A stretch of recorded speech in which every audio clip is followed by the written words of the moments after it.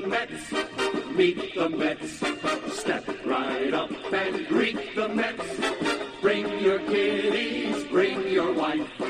Guaranteed to have the time of your life, because the Mets are really socking the ball, knocking those home runs over the wall. East side, west side, everybody's coming down to meet the METS Mets of New York town. Oh, the butcher and the baker and the people on the streets, where do they go? To meet the Mets! Oh, they're hollering and cheering and they're jumping in their seats. Where do they go? To meet the Mets! All the fans are true to the orange and blue, so hurry up and come on down, 'cause we got ourselves.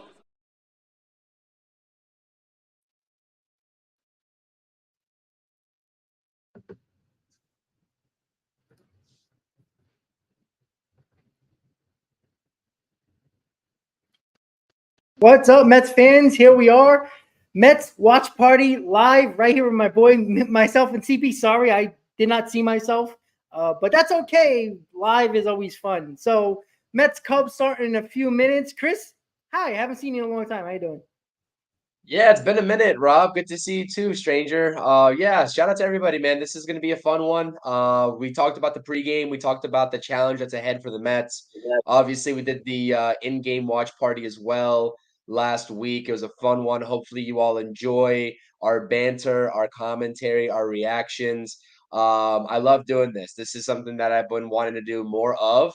And no better person to do it with than Rob, because I think that, we just got a great duo. So hopefully everyone at home is entertained, and let's buckle up and get ourselves a win here, huh? Yeah, absolutely, man.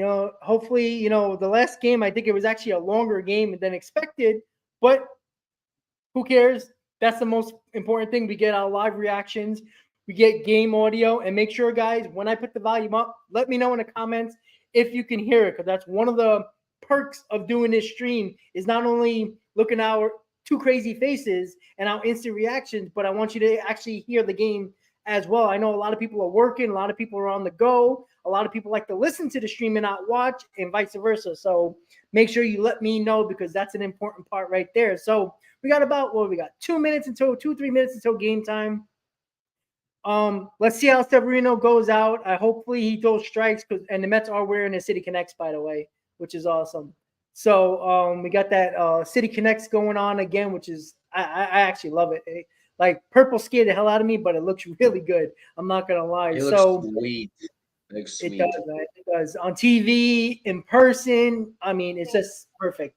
But listen, let's get a win today, guys. Like I said, it's instant reactions from us. You're going to get the game audio. Make sure you have your questions, your concerns, your instant reactions in the chat as well. That's important too. Vibe with us. Have a good time with us tonight. And hopefully we come out of this with a Mets W, and the Mets end up 2 games over 500 with 1 game left to go in April.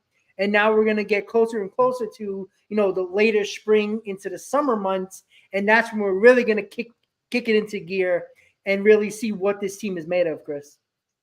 Yeah, no, absolutely. This is a pretty, I want to say, crucial stretch, because it is only April heading into May. But like we talked about in the pregame, if David Stearns is evaluating the season into like thirds, right? You talk about every 45 games or so, then every stretch of this season is crucial, because this is going to play a part in the decision-making process that's going to happen mid-May, late May, etc. Like, the guys right now are being evaluated. What's the move going to be for when Starling Marte comes back, right? That's the short term, but the long term, what's the move going to be when Kodai Senga comes back, right, in late May, early June? So constant evaluation. And I think that piece, and just seeing that this team is always constantly evaluating the players, and nobody's safe, right? Like, obviously you have your main core guys, but everybody else surrounding them, nobody's safe. If you're not performing, next man up. They're going to play, and they're going to find a way to get guys in. And that's what I love about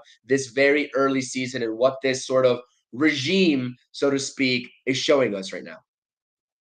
Yeah, absolutely. And we're about 20 or so games until the first quarter of the season is up, where that's when Stearns makes the big evaluation of the early part of the season. And yeah, nobody's job is safe. Obviously the core guys clearly, but everybody else, you know what? There's going to be a next man up. And I think that's important to realize for a lot of Met fans who were a little, hesitant about David Stearns and his cast of characters and everything else, how he evaluates not just the team, but individual players as a whole, right? Vientos directly into the lineup. I think he would have been in the lineup regardless if he hit that game-winning home run yesterday, because of the fact they like to evaluate these guys, give guys a couple of, a decent amount of at-bats. If you're not doing your job, somebody's going to replace you. That's why there's so much depth in the minor leagues with not just young kids, but veterans as well, who's been there before.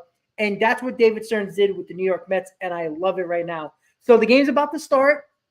The Mets are heading onto the field.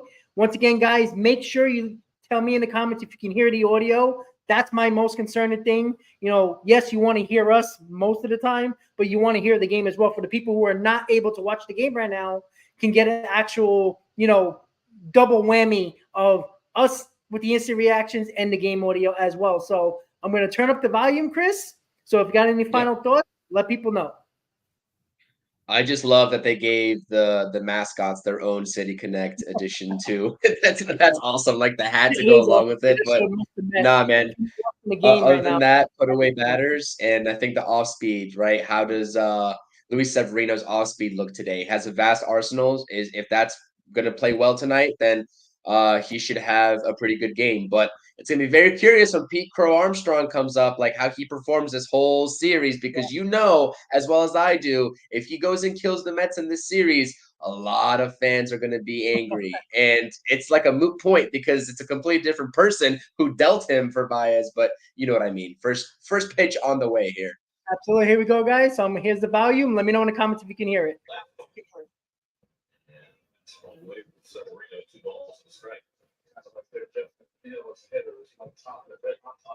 On deck, he'll spray it all over the ballpark. I think this is a new for the Cubs. 7 guys in the lineup tonight, winning 4-year college. I didn't realize that the Mets uniforms had the pinstripe down the bottom of the legs. I like that. Yeah. Get back in your box. Nice 3-1 fastball. Outside corner. Greg Capsule, 9 years in Milwaukee, 5 times the postseason, 3 times the division champion. Signed a 5-year, $40 million contract. Into that corner. For a big league skipper.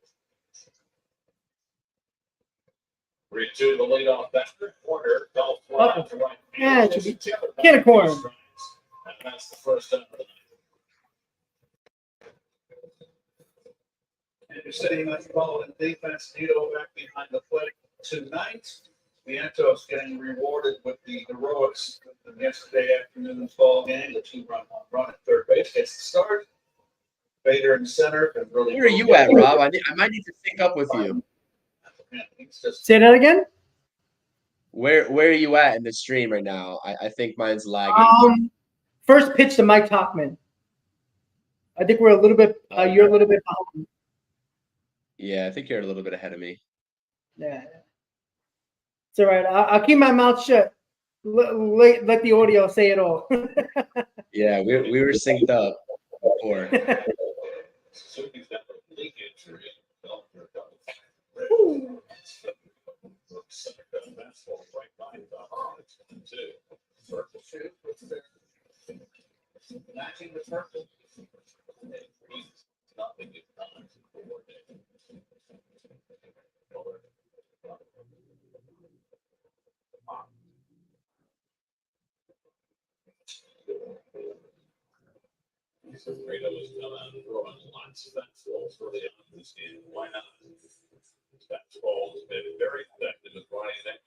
Mr. Delight saying he can't hear the background audio. Yeah, can you hear it, Chris? I can hear it, but it's returned to that faintness a little bit. Trying to get a good angle with the mic. time, there's no way he can get close with that speed differential from Severino. Nice. So that 2 out of nobody out for the switch to be in. What's an interesting dilemma for Severino? That pitch that he just threw to Talkman is wicked. It's wicked. Pitcher. I mean, the first time through was different than the next step back, right? So the counters with his changeup after getting ahead with the fastball.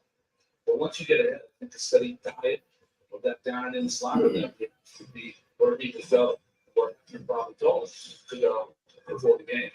It's sitting under 100 with a 287 OPS. I mean, breaking ball.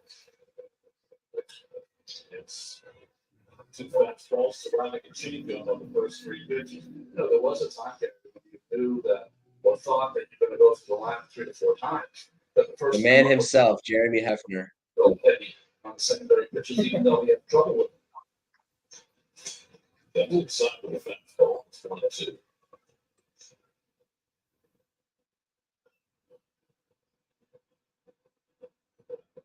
Year with 3 years, $64 million contract extension. The 9th year for the Cubs last year, 21 home runs. Down again, breaking ball that strikes him out. So Severino with an impressive first inning, 1, 2, 3 with a couple of Ks.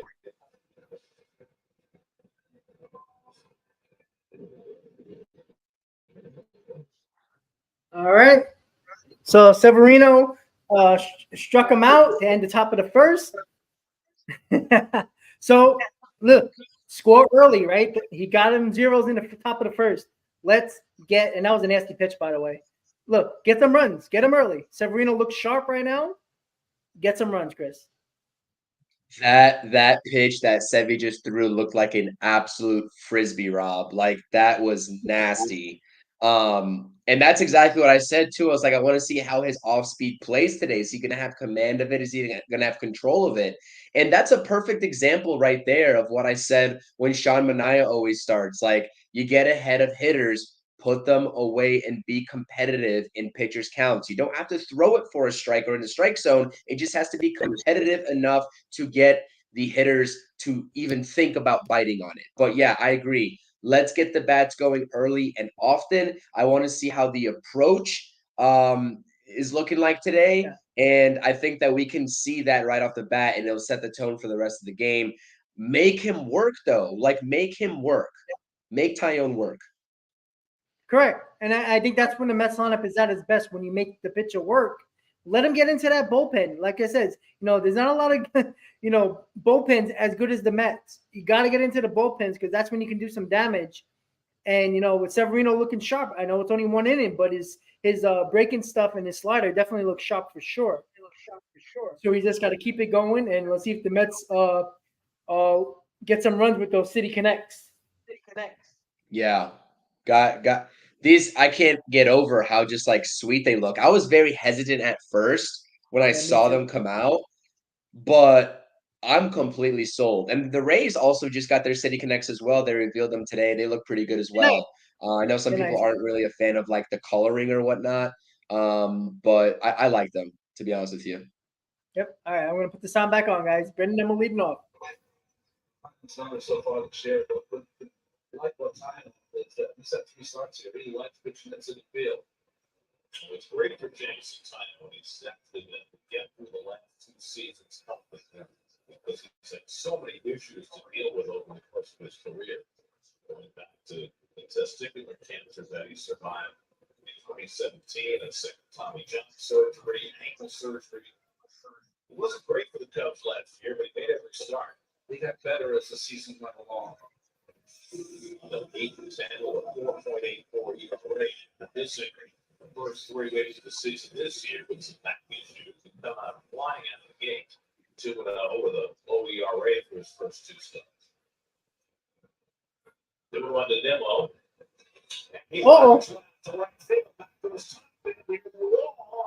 Yeah. Home run. All right.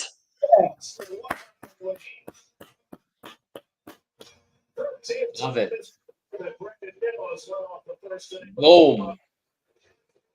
Yeah, I'm a little delayed, so I apologize about that, guys. But wow, talk about a start, Rob. I mean, we literally just said it. Go out there and get your pitcher the damn lead. And Brandon Yep. Nimmo says, I'm going to do it my damn self.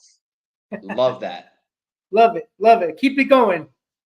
It's good. Put some pressure on the Cubs. That's what you got to do. Good stop by Brandon Nimmo. Getting hot. Absolutely.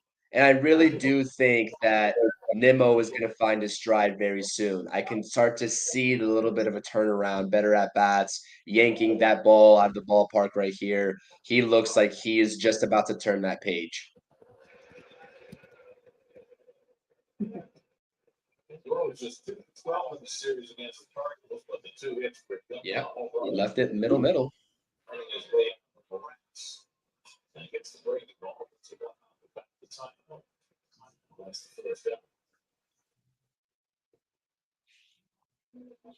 There's your Honda bench starting lineup today. JD Martinez back in there. Sitting yesterday. Martinez gets his first start of the year. Taylor subbing for starting Marte and Ryan Marte is due back tomorrow from the bereavement list. And Pete Alonso comes up with a just ridiculous history against the Cubs. What was the count on that Lindor ground out? Say that You again? remember? Oh, What was Lindor? the count on Lindor? Yeah. Sorry, I couldn't hear you. I'm sorry about that. Say that again? What was the count on Lindor when he swung at that? I couldn't see it. 1-0 or 1-1? It was no. Huh. I'm curious. What the hell? I think it was only 1 or 2 pitches. Not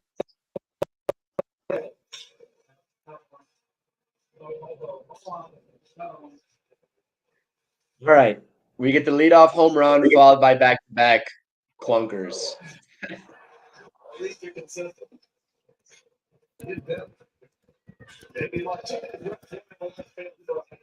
JD, the hit machine.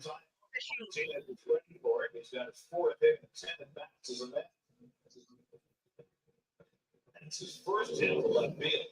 First straight ball to right. Hanging breaking ball right there. Just a pure hitter. First pitch swinging, man. This guy's approach is awesome. I love JD Martinez. Such a complete hitter, man. Exactly what he is. Come on, Jeff. Pair of first inning hits, Jeff McNeil. Look.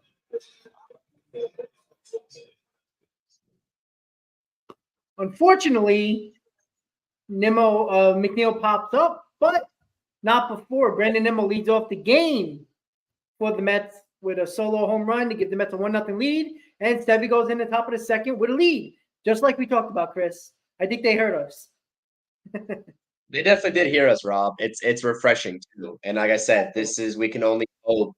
It looks like it is, but we can only hope that this is him turning the corner. But great way to start it off with a bang, right? Literally and figuratively. And we'll see what Sevi has here. But yeah, I apologize to everybody. I am on a little bit of a delay. Unfortunately, Rob's a little ahead of me. But I love the reactions. Please play spoiler. I can look at this beautiful game day right here in the middle, Rob. Absolutely. It's funny because I'm a little further down south than you, and I'm getting the quicker stream, which is hilarious. But hey, yeah. What do we know about streaming, right? Live, when we go live, anything can happen, to be honest with you. Anything and everything can happen with the technical difficulties. Absolutely. Exactly. We had our clown show not too long ago, so that was always fun. But hey, yeah. Live is always fun. Yeah. Live is always fun, to be honest. Shout out to everyone in the chat, though. Shout out to everybody. Carlos. What was that? No, again, I'm sorry. That's my fault. Oh no, I think it's a little bit of a delay between me and you as well, but it's not as bad as it was the last go around. But shout out to everybody in the chat. Hit that thumbs up, streaming to both YouTube channels, Mr. Nobody, Patty, Mr. Delight, Oliver, Daniel. I appreciate you all. Thanks for being here. Absolutely. So we're just waiting for the commercial break. Again, I'm not in New York anymore, so I got to stream it. Boo-hoo for me, but that's okay. All right, top of the second, 1-0 Mets. I'll be right back, guys. It's jammed and rolls left the third. Top play for VIENTOS. Stretched by Alonso. They stayed on the back for him. See if it comes challenge this one. That was quite the long stretch by Alonso, but the first base up by Carlos Torres said he held that. Well, nice play getting to the ball, getting rid of it. Oh, yeah. I like the aggression and the charge from Mark Vientos on that play. Throw wasn't quite as there. You know, Pete Alonso obviously making a great play there, but I like the way he fielded that. Love the charge on it, but the throw just got to be a little bit better. And this is something where we're going to see the growing pains, right? I mean, I'm sure Brett Beatty, if he doesn't get placed on the IL, if he doesn't get sent down, we were talking about that on the pregame show, we are going to see Mark Vientos perhaps every other day at third base or whatever the case may be. But the growing pains of the defense will be there for sure. Absolutely. But I love to see that, at least the aggression there, not sitting back, not waiting on it. Much in his trial with the Dodgers, but in 98 games in Oklahoma City, he had 27 home runs and 180 runs. Knocked one up on one side. And in December, that game which retired 2 out. Demo's home run being City will donate $2,000 to no be a hundred. The 1 in 5 kids in America face in poverty right now. Nice. Quick 2 outs. Rob, Seppi's working efficiently. Hey, I'll take it. The less pitches, the better. You can go deeper in the ball game for us. Yeah. Takes sake of the business for ball. As we now in the second year of a 7-year, $177 million deal. Do you like the NYC lettering on the front, or would you still have preferred it to say Queens? I wish if it would have said Queens, I think it would have been 100% perfect. Unfortunately, I agree. NYC. I think they went NYC because the Yankees are not doing the City Connect. That's why I think they did it. Who cares though? They can't do NYC, and the Yankees are doing it, but they're not. So I think that's why. The Yankees turned it down, didn't they? Yep. We don't need to pick up after their slack. I mean, the Red Sox did it. The Cubs did it. Like, come on. We were not privy to the first game. It's true. So this is Howard. They do with City Connect. Super Rob. Just another robbery. Yes, Robert. I'm very happy, by the way, about the Rangers getting the sweep. I was at Game 4 yesterday, Rob, in DC. Yeah, so yeah, it was sweet. I haven't been to a playoff hockey game ever in my life, and the vibes are just absolutely awesome. Rangers fans everywhere, as it always really is in DC. So great time. Yeah, and Severino just struck him out. So top of the second over, bottom second coming up. Yeah, absolutely. Shout out to the Rangers, swept the Capitals. And look, I'm glad they didn't have one of those long series for no reason against a team they're way better than. So they just wait for Carolina and the Islanders series to end up. And listen, if they play Carolina, I'll be at all the games in Carolina because I'm here. So it's perfect. Yep. Should be fun. But yeah, Sevy's absolutely dealing right now. It's a joy to watch this right here. He's cruising, and guess what? No walks yet. I mean, he's flirted with a 3-2 count, right? To start the game up, I believe, but no walks. Keep them off the base paths because what's been killing these starting pitchers in terms of the efficiency category is full counts and walks, especially to lead off batters. And Severino's just absolutely had an amazing start so far, so keep it up. And yes, Patty, they are little cheat sheets in the back of their cards to sort of know where to position themselves when each hitter comes up. So that is what they're looking at. Yeah, exactly. Defensive positioning. That's been going around baseball a while now. So Not surprised by that. But yeah, I mean, if Severino can limit those pitches, and look, that's been the biggest problem why Mets pitchers couldn't go deep into games. That's the issue, right? They try to mess around when they get 0-2 or in pitchers counts, and they try to nibble instead of just going after a hitter. And then a 0-2, 1-2 count ends up a full count, and that's how you increase your pitch count, and you get stuck pitching only 5 innings, which the Mets need to get better. And David Stearns talked about it in his press conference. You got to go a little deeper into ball games, even though the bullpen has been outstanding. Yep. All right. So, bottom of the second, and Tyrone Taylor, best player on the team, is at bat.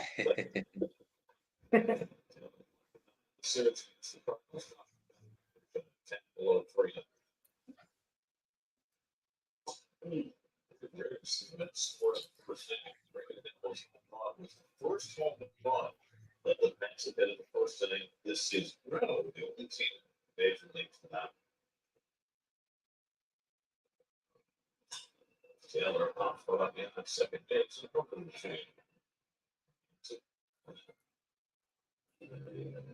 The seventh first inning run that the Mets has scored 28. Here comes the man of the hour, Vientos. One out and nobody on that Mark Vientos.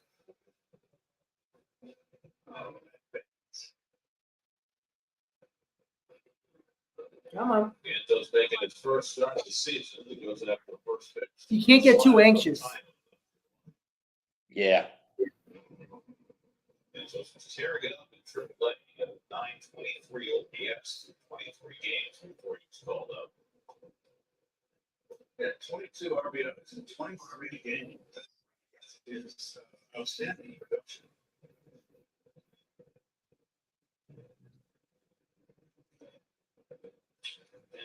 Run it out. Short.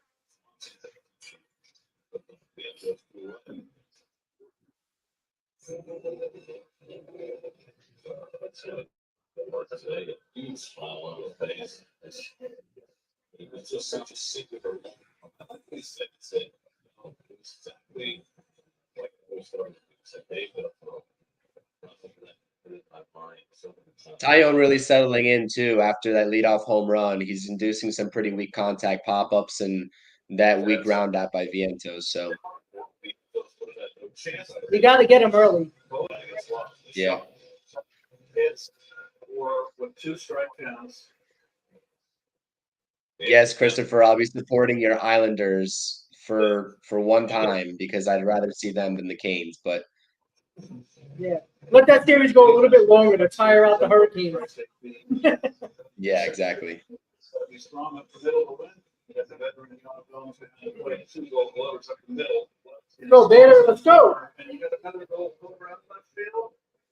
And he met former Met. Peace. On the outside corner, Bader's trying to look it. That's his first strikeout. We go to the third. All right, so Bader strikes out in the bottom of the second. Mets do not score, but they still lead 1-0. Sevy's dealing the first 2 innings, going to the top of the third. You know, with Vientos at bat, I know it's only 1 at bat, but you saw he got a little anxious right away trying to go after that first pitch.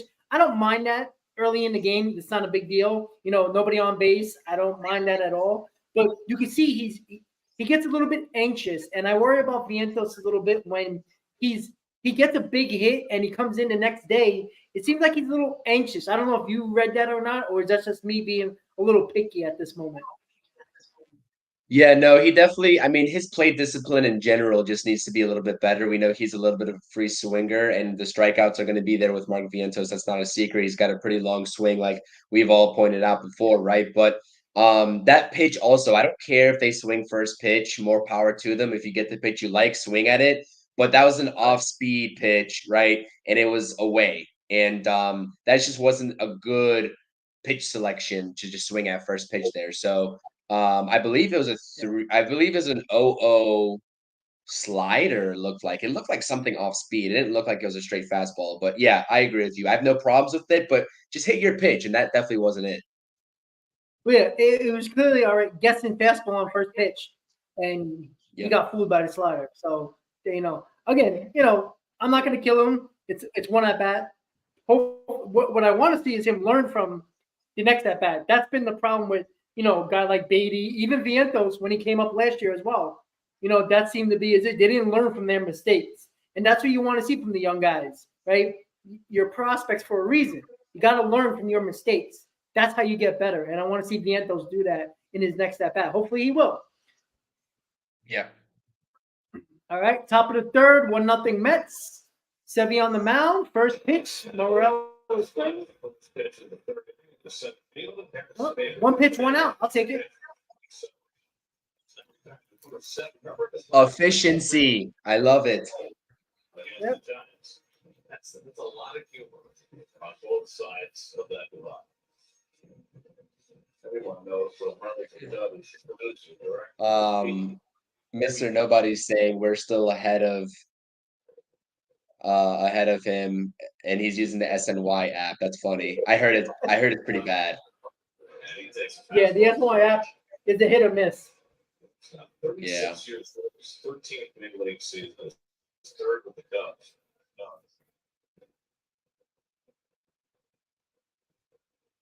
And he gets one toward the middle of the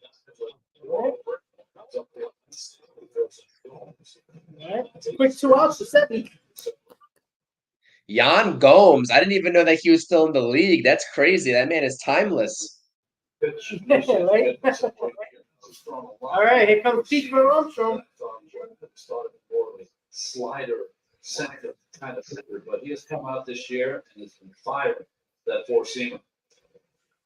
Now, Pete Armstrong, the former Mets first round draft pick, said that there was virtually no reaction from the crowd. Armstrong. So people were so upset when he was traded away. How he buying his deal in 2021. That's a nice swing right there from Armstrong. It's also got Trevor Williams in that field. Armstrong.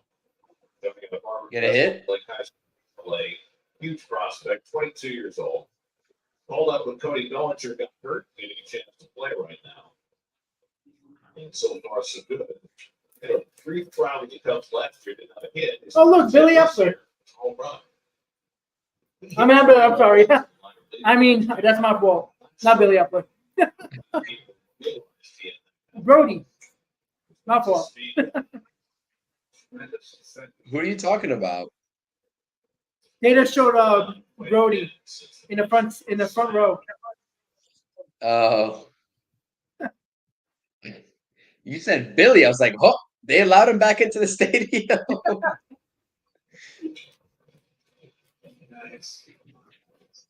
That's an awesome shot right there.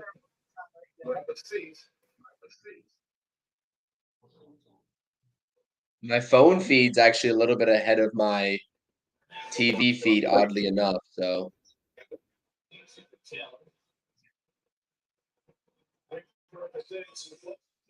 all right. 3 perfect innings for Severino. Bottom of the third. Mets lead 1-0. Severino 9 down. Can't complain about that. And he's doing it efficiently, quickly. nothing that Severino does and no success that he has this season is going to surprise me. This man is a warrior. He's honestly an ace, to be honest with you. I mean, he definitely was an ace before, but I still think he can be an ace, to be honest with you. He's not going to be the ace because we have Kodai Senga, but he's got the stuff, man. And people always write him off. Like, I know he's coming off of a career worst year, but the guy's not even that old either. He's in the prime of his career, around 30, 31 years old. So a lot of people writing him off a little bit too early in my book. And I still think that he can be that guy. Like, if not an ace, he definitely can be a number two, a valid number two. If he has a good year, you extend him.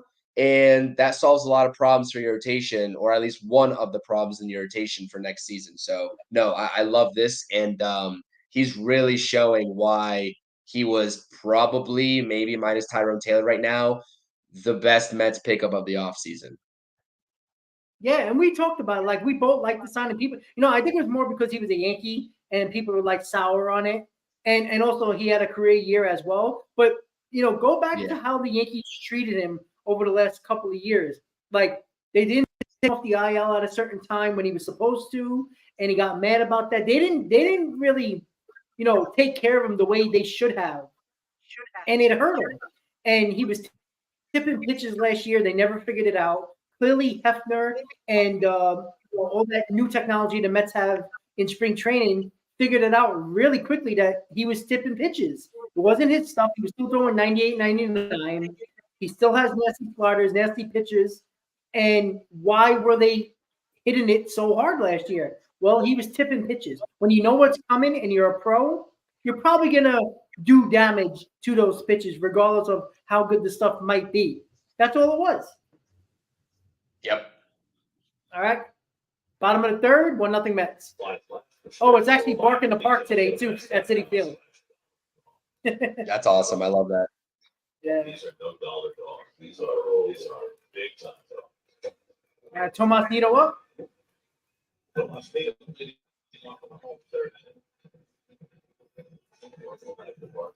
Yes. Oh, if it was cold, the dogs, they'd be okay. Their owners would.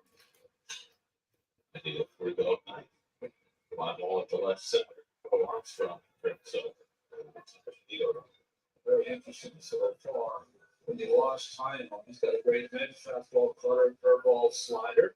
But so far, he has been really slider heavy so far through this Mets lineup. Maybe the right-handed bats are making him throw that pitch more. So if Mets first time through, they should look for that pitch more. And was getting taken deep. Start the game, affect the way. I agree with Luz here. The pitching lab too is definitely like it's this time where you're starting to see the pitching lab sort of take effect into these pitchers because it's finally up off the ground and it's gaining a little bit of steam and they've poured the resources into it. It's not just brand new. So I agree with that take. Yeah, the pitching lab definitely helps. Definitely. And look, that's what Coleman Money also does, not just acquiring players either. Absolutely. MLB his 13th career leadoff home run at the first inning. It takes a 2-0 breaking ball for a strike, 2-1. 3-4, one over the head curve, over the top curveball, then a slider. Now another curve. That was a good swing on a 2-1. New Jersey has got most of the play. That now is Savant. It's great. It's three-dimensional. Yeah, I like that. Just awesome. That great match finish.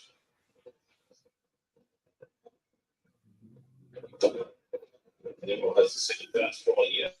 This time to under 4 counts. I've always seen that because Brendan's been around for a long time. Get ahead of him and they want to see if he'll go fishing.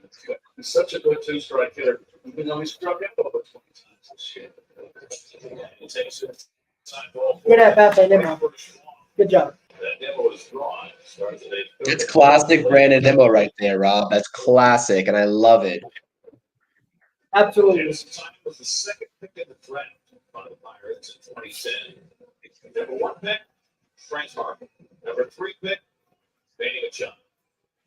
Those 3. You saw Tyone's reaction there, just like very annoyed. That's what drives pitchers crazy. Wow. Hit it hard, but right at the center fielder. USA team along with Kevin Dawson and Nick Confield.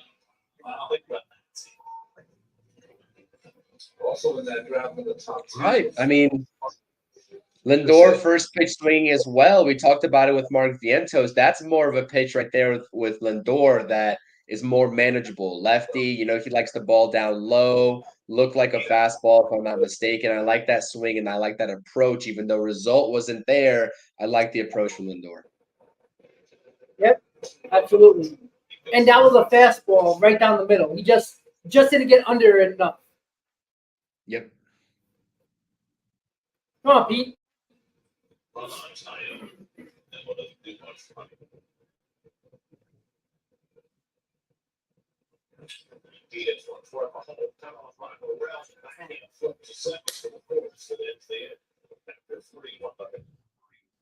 All right, so Pete Alonso grounds out to end the inning. top of the fourth. Quick game going here in a 1-0 game so far. So hey, Chris, listen. We need some more runs. That's obvious. But Sevy, perfect through 3, 9 up, 9 down again. I wonder if he probably can go 95 pitches, maybe a little more, depending on how stressful the innings are. But Sevy looks good. Look, he looks sharp. If he continues this, give him a couple more runs, and I think this game's in the books. If he gives us 6, 7 innings, get a 3, 4 runs, the Cubs are kind of off balance on Sevy's pitches so far. Yeah, I mean, 1 run's not going to cut it. Need more. Obviously, Sevy's dealing right now, but the breathing room is what we're talking about, right? So, and just to look at it from a different perspective, you see Jameson Taillon obviously having a great season so far, gives up the leadoff home run, but settles back in too. So he's now getting locked in, and he's getting the outs that he needs as well. So this is shaping up to be a classic pitching duel. Please just get your pitcher some insurance runs. That's all we ask.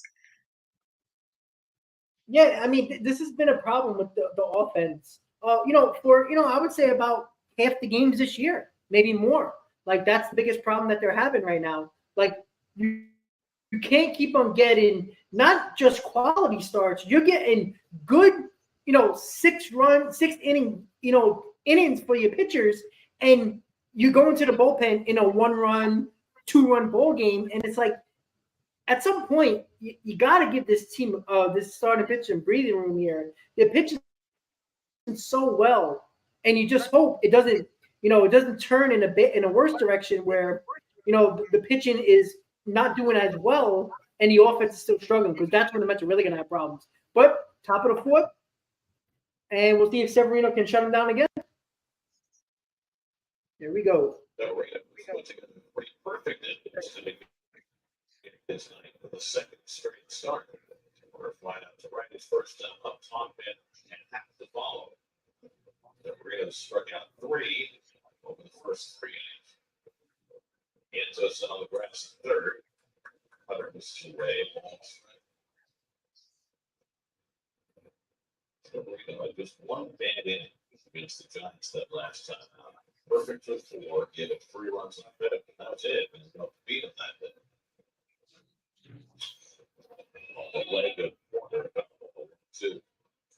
All right, so there's another count where it's in Sevy's favor. I want to see if he goes right after him and tries to limit the count and just get him out, or is he going to nibble off the plate? Yeah. One of the best second basemen in baseball. Takes a slider off 22-2. Also got great speed, tough player, gritty.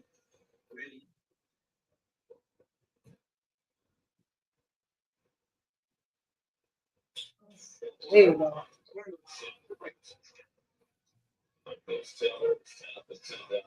There you go.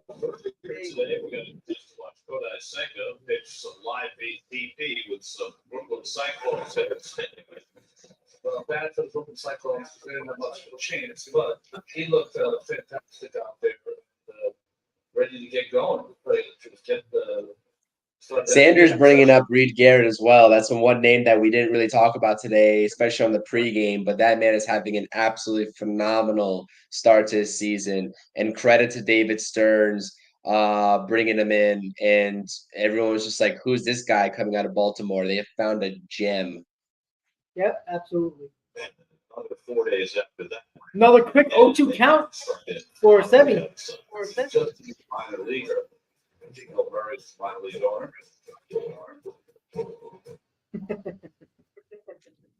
Right? Wasn't here though at 3 o'clock. There you go.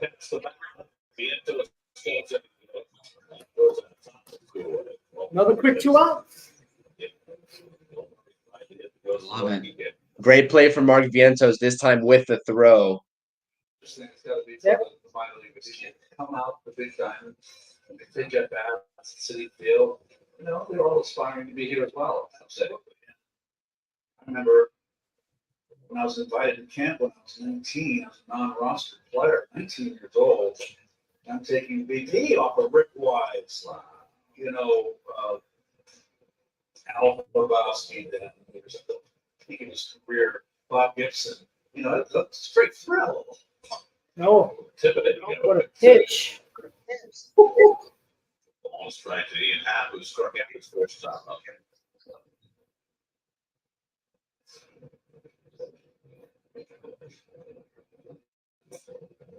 So Marino misses down to change up and it's 2-1.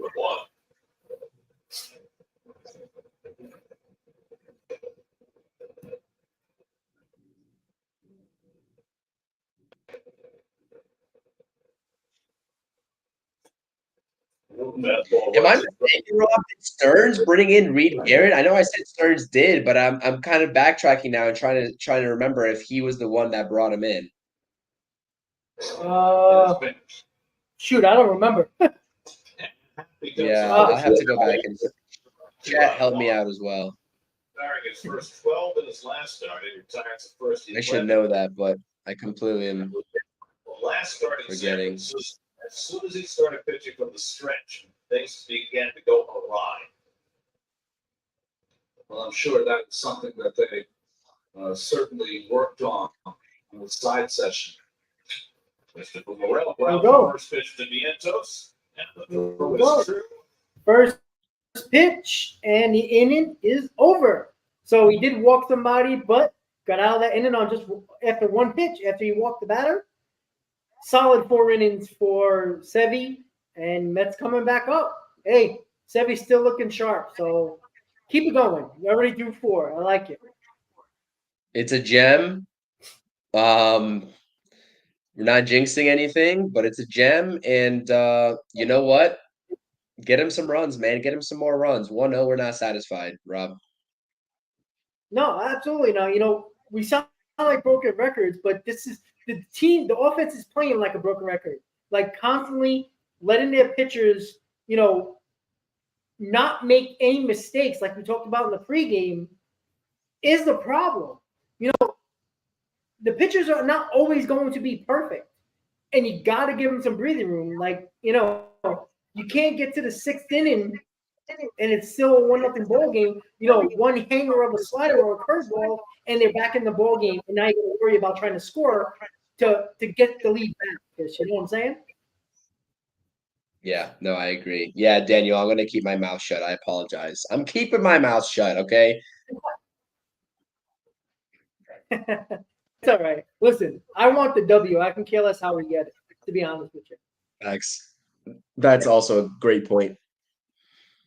Yeah. If the other thing happens while we're live, then that's awesome. But I want the W.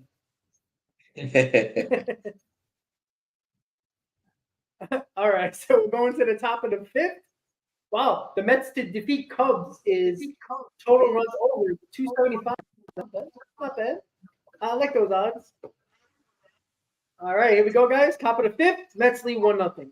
Great food offerings are across the board at Citi Field, but I think this is the most genuinely neat thing that the Mets hospitality group does, because there's a food truck out here, a Coca-Cola food truck, where they rotate in local businesses from the Queens area to have a short stay. And so right now, I've got myself, let me make sure I get this correctly, from Comfort Land, a bases loaded brisket sandwich that looks fantastic. And this will be, Comfort Land will be the home of the food truck until May 14th, and then the New York Panini from Huntington, Long Island up next after that. So get a chance to come out to the Coca-Cola Corner. Not just good food, but also a good message. The percentage of sales, 8% of sales, goes to local charities to help fight food insecurity. There you go, guys. It's nice to hear. We saw you in the glow of the Coca-Cola sign, the purple sign, to the Mets City Connect uniforms. And really, you get to experience this a lot better than we do, Steve. The design of the ballpark is so much different from the Mets and Randy City Connect. Yeah, I was talking to somebody with the Mets before going out to do my pregame hit, and they said, "Oh, you guys haven't been out here for the City Connect." Oh, First pitch curveball to McNeil is certainly an interesting choice. I didn't really expect this. So I love, like you mentioned, the purple theme, but also throughout the video boards, you have, what do they call these? The rainbow boards or the ribbon boards? So the ribbon boards, they have the 7-line tree coming through at times throughout the game. So it's a really neat melding of the motif. Armstrong ran a long way for that one, Rob. Yeah. I mean, the whole theme of the city connects. Definitely ran that down. Right? Pavement gray with the pinstripes forming the diamonds and circles of the subway line, and then the 7-line patch in purple in the shape of a subway token. I mean, it's just legit. Started taking the subway in the 80s. Still had the subway token. And Gary, I think you can expect to see this quite a bit because as much as we love it, I think the players love it even more. And it's their choice. They can wear these uniforms quite a bit. I do like that they're making the players choose the jersey when they want to wear it. Because usually it was only going to be on Saturday. Yeah. I like that decision. Yep. They choose. Usually Did it ever come out why the Mets didn't rock the black uniforms on Friday, Rob? Because I heard Brandon Nimmo complaining about that. So what happened was the Mets pants for the black uniform, for some reason, they haven't got them yet. So they wore, I don't know, it was because they didn't have the proper pants to match the black uniform, which is the white with the black stripe going down. They didn't have it yet. So I saw that on X, I think yesterday, if I'm not mistaken. But I mean, that is interesting though. But I'm a black jersey fan because I grew up in the 90s when they wore them a lot. So those have a little nostalgia to me. But they do suck in those jerseys when they wear them. They don't play well. And, you know, the Mets are 0-1 with their City Connect. So if they start losing games with that jersey, they ain't going to wear them. I tell you that. Or they can just play better and just not buy into this superstition hype. But I know it's baseball players at the end of the day. I understand. You were a ball player. You know, everybody has superstitions when you're a ball player. You know? Yeah, absolutely. I mean, absolutely. that had socks that if we were on a winning streak, we used to just keep the same socks. It is what it was, you know? You gain an advantage that way, Rob, by just drowning out the opponent with a smell alone. Hey, listen, you gotta do what you gotta do to win. I gotta say, there were some nasty smells, you know, going on a 5-6 game winning streak. Man, you know, sometimes you're like, damn, should we lose a game just to watch these bitches, you know? Yeah. So see, we don't only get the game, we get the inside scoop of, you know, Chris's baseball life, my baseball life, and all the nonsense that we do outside of our YouTube. Exactly. All right, guys, so we'll go into the top of the fifth. Mets lead 1-0. The White Sox lead the West Side 1-0 in the first inning, going for their fourth straight win. Michael Bush leading off the fifth. And he fouled back the fastball from Severino. The Twins, by the way, have won 7 in a row. They got Carlos Correa back with the injured list today, and they'll get their closer, Joan Direct, back with the injured list tomorrow. They have won 11 of the last 12 against the Chicago White Sox.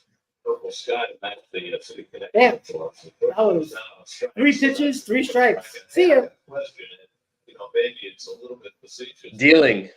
Their purple themed uniforms were gray. The Mets not where the City Connects that day. Of course. Why not? We have a lot of purple at the ballpark that you. Well, Yeah, Christopher, I played baseball for a long time, actually. I was a middle infielder. I played both shortstop and second base. So Where'd you play? Second base and where else? shortstop, middle infield. Okay, I was a third baseman. Yeah. I had my fair share of games at third base. Didn't like the angle, didn't like anything about third base. Yeah. I like the hot corner. I don't know why. It was always just my favorite. I played a little second base when our second baseman used to pitch. but mostly I was third base. Called up. The injury started mounting with Bellinger. All right, Sevy would pick 2 outs in the 5th. Rob, this game is going by so quickly. It's nuts. Not even an hour, and we're like halfway there. That's crazy. Hey, I'm happy. If we can have a 2-hour stream and the Mets win, I'm happy. I was gonna say, yeah, no need to extend it. Let's Mets win and make it a quick one. There's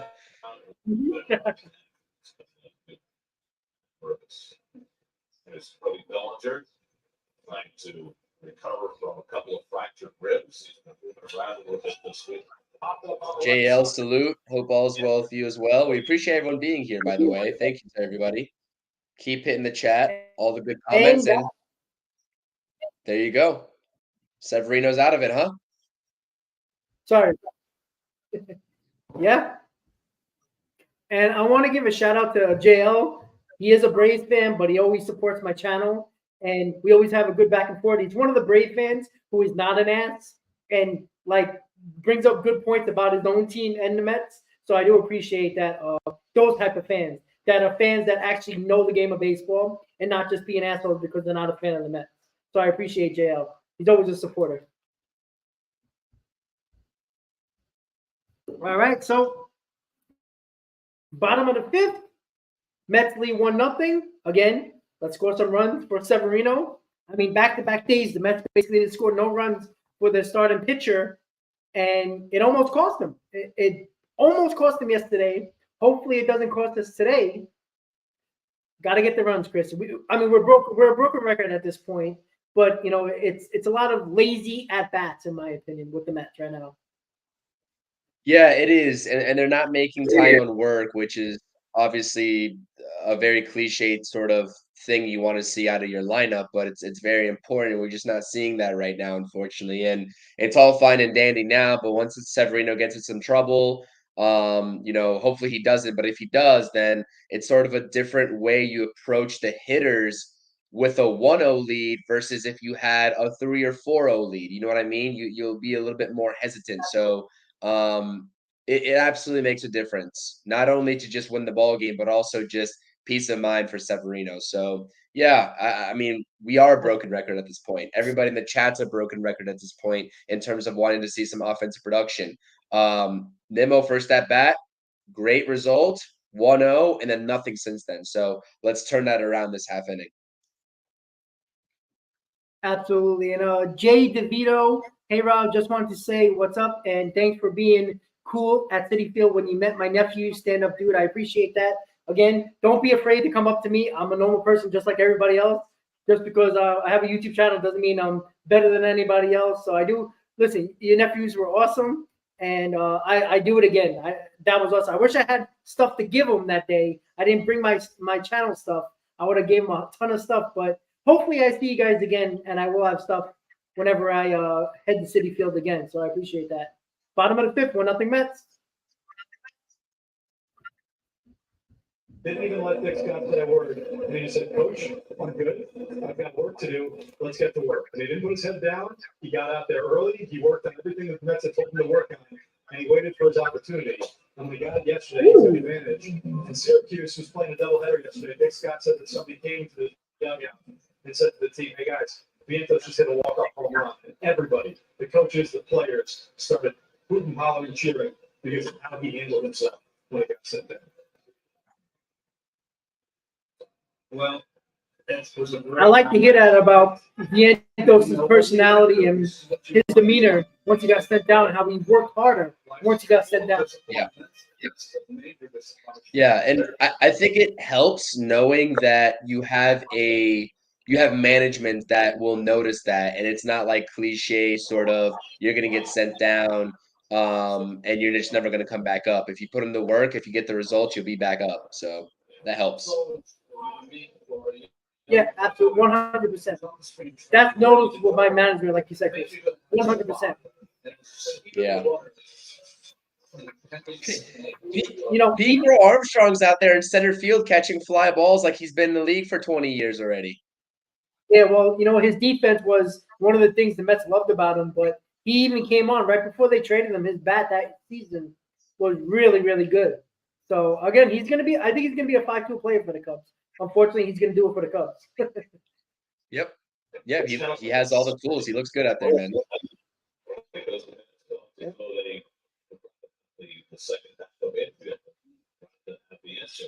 Oh, get out. End of the bat. Look good off the bat. Yeah. Warning track. That warning track city field power, man. I'm telling you, something needs to be done about that. Bring the fences in again if you have to, because it's warning track shot after warning track shot after warning track shot. It's nuts. It really is. Like, I mean, you really got to barrel up the ball 100% at city field. You can't hit it off the end of the bat and expect it to go out. This ain't Yankee Stadium. All right. Nito grounds out to end the inning. Over the top of the 6th, Chris. I knew you were expecting a quick game because that's what I was expecting.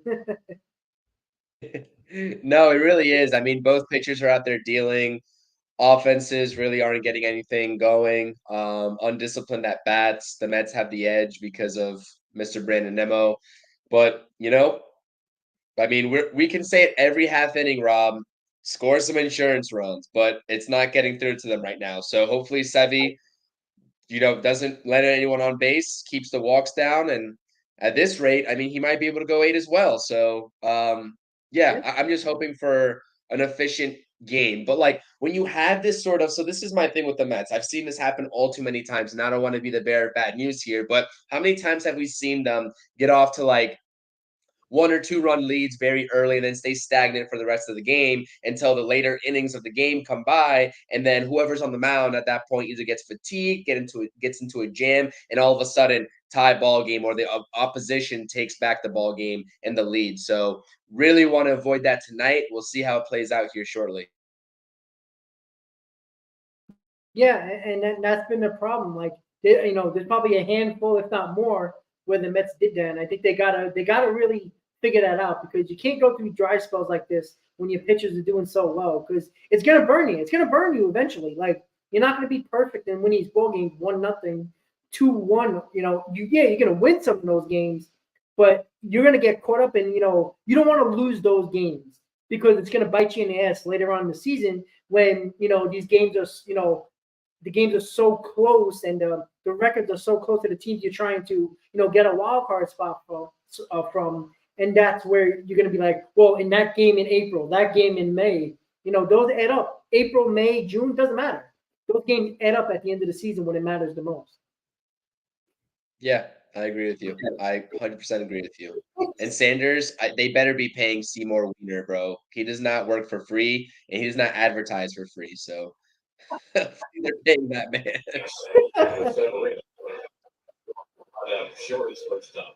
I was at that game when they honored him on opening day. It was perfect. Yeah.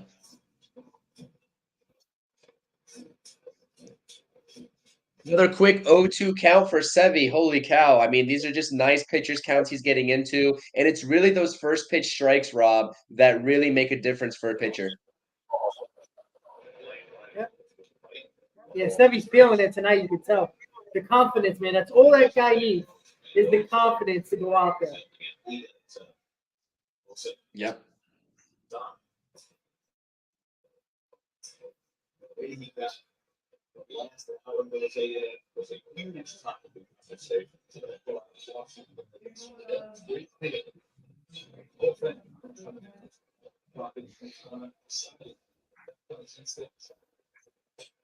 Yeah.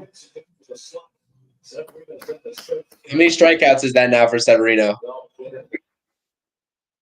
Yep. And that wasn't a good pitch. That was kind of a frisbee right in the belt high, but he was probably expecting something else, because he was a little late on that slider. Interesting. Being late on that slider. Yeah, he kind of hung that one. But you see, like, the pep in his step, man. Like, the way he's throwing the ball is just unreal. Well, yeah, the fans just booed. You don't bunt. But then again, it's only a one-run ball game, so I can't kill Yeah. him for that. Yeah, I respect that though, because you know that they're trying to get something and they're trying to get something going. So if a bunt's what it takes, like I respect that from the young guy stepping up and being willing to try it at least.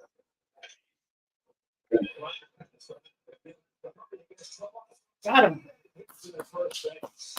Nice play, Jeff. They play that feed from Pete Crow Armstrong is nuts. That he busted down that line. That was a tough play for McNeil on an otherwise routine ground ball. That's crazy. Still got him by a full step. Nice play. Frustrated about good infielders. They know that they have to make that play before ball moves on. They know who's in the box. Folks who got the W. You're kind of breaking up on my end a little bit, Rob. I just want to let you know that. Yeah. 67 pitches for 70 and the 6 for 2 outs. Great pitches so far. Amount of pitches so far. It's perfect. Another 0-2 count quickly. Wow. You don't have as much information for it, so you really have to be observant and see those. Easy. Bellinger's on the IL. Oh, yeah. All right. So another quick inning for Severino. Under 70 pitches through 6. Loving what Sevy's doing right now. Just beautiful. It's beautiful. That's all I'm going to say about it. I mean, really, this guy's putting on a show. He's got a pep in his step. Like, oh. Yeah. The angle looked a little weird, but yeah, Rob, he's dealing tonight. He's on one. I love it.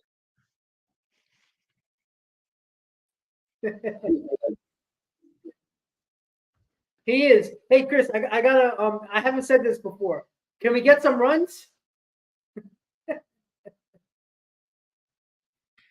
I agree with you, Rob. Oh, I agree with you. We're a broken record tonight, man. Guys. Gotta get some runs. Oh man, killing me. Robert. Let's see. How's Shay with the move? You know what? Shay is better with the move than I am. I'm the one stressed out. He's chilling. He's actually sleeping on his bed right across from me right now. Just chilling. He's living the life. I'm stressed.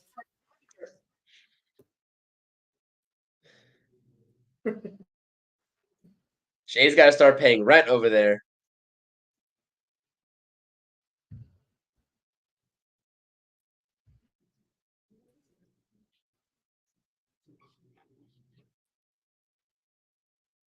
I'm sorry if I'm lagging a little bit. Yeah, you ain't kidding. What does that work?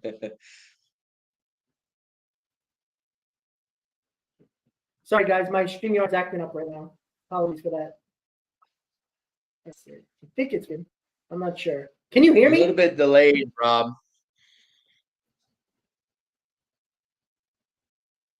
I think it's coming back a little bit better, but yeah. It's better now. all right. Robert said, All right, "Robot cool. Rob." Bottom of the 6, 1-0 Met. You know, the Mets had won 2 games in their history.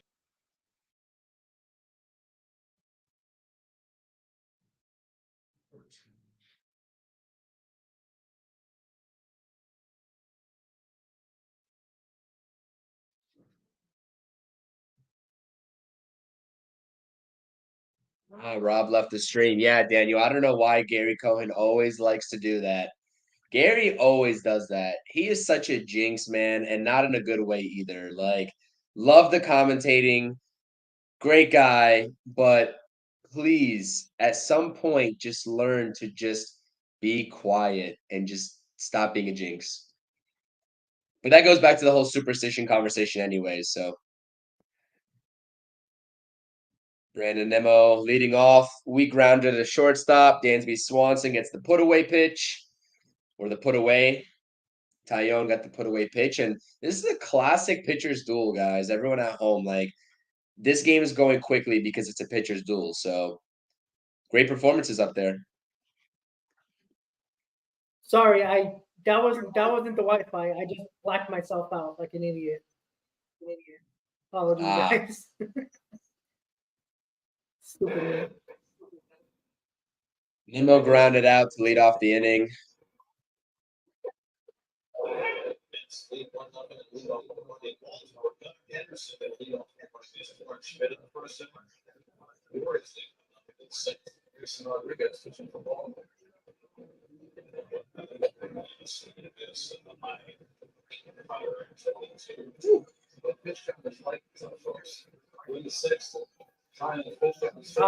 Sorry, guys. Sorry.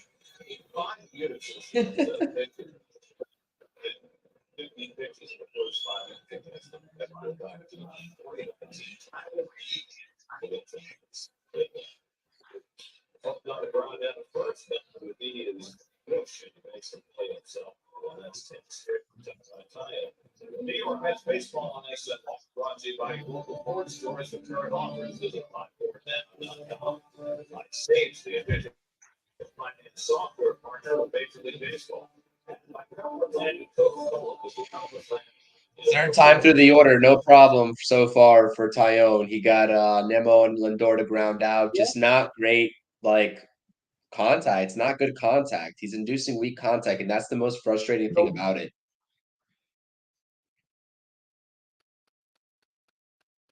We're talking about Severino pitching really well. Tyone's pitching really well. Yeah, it's classic pitcher's duel.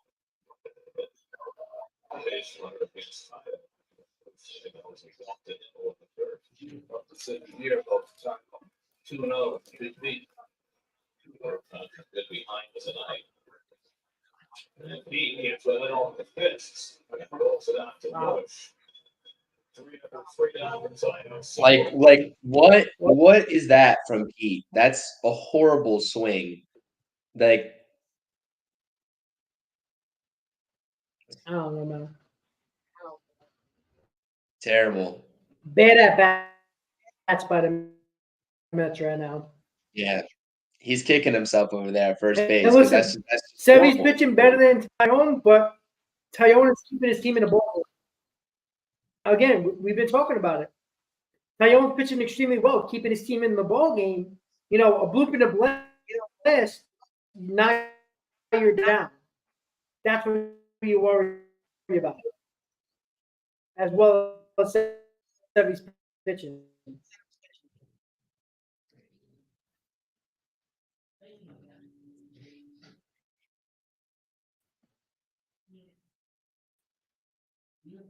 Yep. Mr. Nobody said it perfectly. Bad approach, swinging at garbage. Yeah. And it wasn't even about that, too. It's just like, that just swing. If you're going to swing, commit to the swing. Like, I don't know. Sometimes you get caught in between. I understand that, but it's not good. 100% agree. I'm gonna take away game day right now because it's still acting stupid. Apologies for that. Just give me a second. There we go. Don't mind my light. There we go.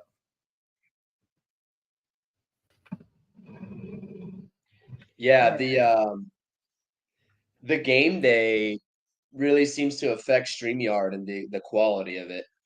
Yeah, you know, it never used to do that. It happened late last year as well, where game day just uses too much, like, I don't know. Like, I used to do it, Yeah. no problem. Like, no problem at all. And, you know, it's not the Wi-Fi. It's just the way it reacts to StreamYard for some reason. It doesn't respond quickly enough, I guess. Yeah. Because, like, now you're perfect. Like, everything's perfect. Everything's Yeah. good. It's weird, but what are you going to do? Yeah. All right. Top of the 7, 1-0 Mets. It's getting you. Oh,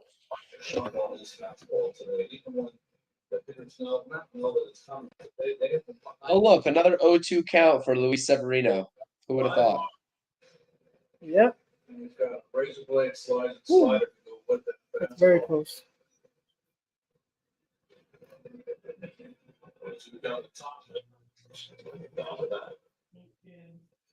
in his career, Severino has taken a no-hit bid through 7.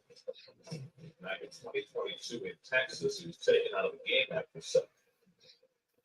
He's got a blown-up pitch count. He's going to be able to continue as long as he needs to. Oh, where is that pitch?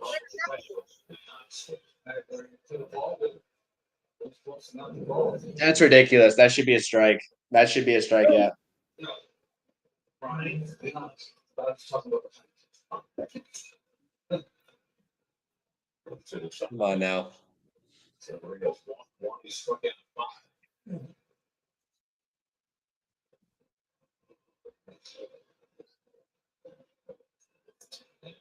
Trying to sit on the bench. He did not swing. Checked up the third base. To the top, but he was before just got the second base runner of the game for the Cubs. Joke. besides machine. See, and you just had to like have a feeling that it was coming. The umpire clearly misses strike 3, should have been a put away, gets back to 2-2 and hits the guy. Now he's on base. Like unbelievable. Yep. That's what frustrates me the most. Let's get a double play here. Come on. Yeah. Last no-hitter, the second out, 2 years ago today.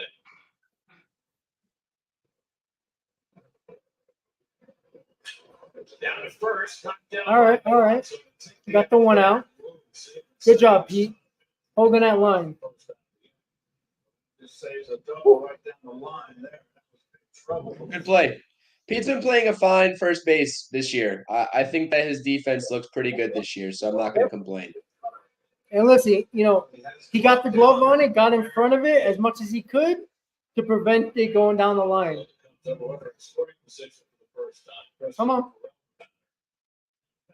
Sevy's his arm is a little late when he's trying when he's going through his mechanics. So he's missing on that pitch that he's throwing, especially the slider. Oh, no. Come on, Jeff. Yeah. Double play, baby. Yeah. Made a base running error. We'll take it. I love how Jeff McNeil just and sorry, I'm delayed. I apologize. I wish I had the immediate reactions, but we just have to deal with it. But I love how Jeff McNeil just literally just stared at second base before he threw it. That's awesome. Good job, man. Sevy's fucking pitching phenomenally. This guy's a stud. And it's about time this damn offense gives him some run support. So gonna have to start with JD Martinez here in the bottom half of the inning. This is unacceptable right now. 1-0 is unacceptable. Get your guy who's literally battling out there and saving you all from embarrassment. Because what did I say, Rob, a couple of streams ago? I said this starting rotation is serviceable, right? They're going to have games where obviously they wow you, but for the most part, we know what we're going to get out of them, or at least what we know we can expect out of them. Keeping the offense in the ballgame, which means around 3 to 4 runs given up, which means the offense has to produce. When you have a start like this from Luis Severino, to even think about tarnishing it or jeopardizing it by not scoring enough runs to protect this lead, it would be a joke. So I hope that changes in this half of the inning. And I'm sorry, I know the Mets are winning, and I know I'm complaining and nitpicking, but really, I'm trying to forward think. We cannot lose this game in this fashion. Yeah, and it's not even being negative or complaining as we're winning, because that inning could have been a lot worse, right? If that ball goes over Jeff McNeil's head, it's a tie ball game, and now we're talking about Stevy's great outing, meaning basically nothing because the Mets didn't give him any runs. And that's the issue that I continue to have with this team. Is the pitching has been good the entire season. All 28 games, right? There's a couple here and there that you can probably pick a handful where the pitching wasn't good. But for the majority, it's been really good. And we always come back to the offense.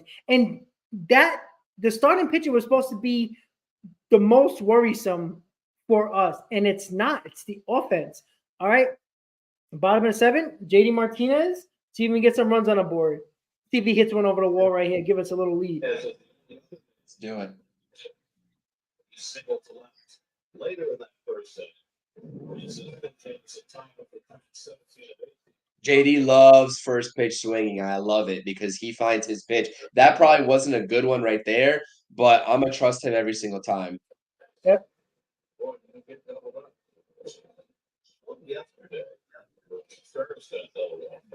Just watch the veteran hitter in JD Martinez. He's down 0-2. He's looking to go the other way. Yeah. 100% looking to go the other way. 0-2 to JD. Takes upstairs 1-2. JD Martinez, 36 years old. We just need to say that was horrendous base running by Talkman last inning. I have no idea what was going through his head at all. That's close. The veteran got that call, that's for sure. Yeah, that is for sure. JD Martinez is going to go to right field here. Oh, tried to. Swung at an inside fastball. Come on.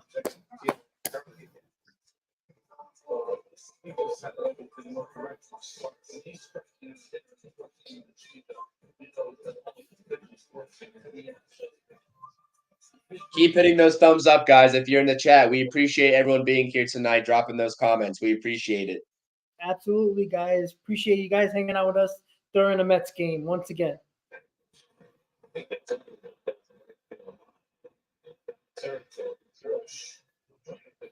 Oh, thank you, Wings.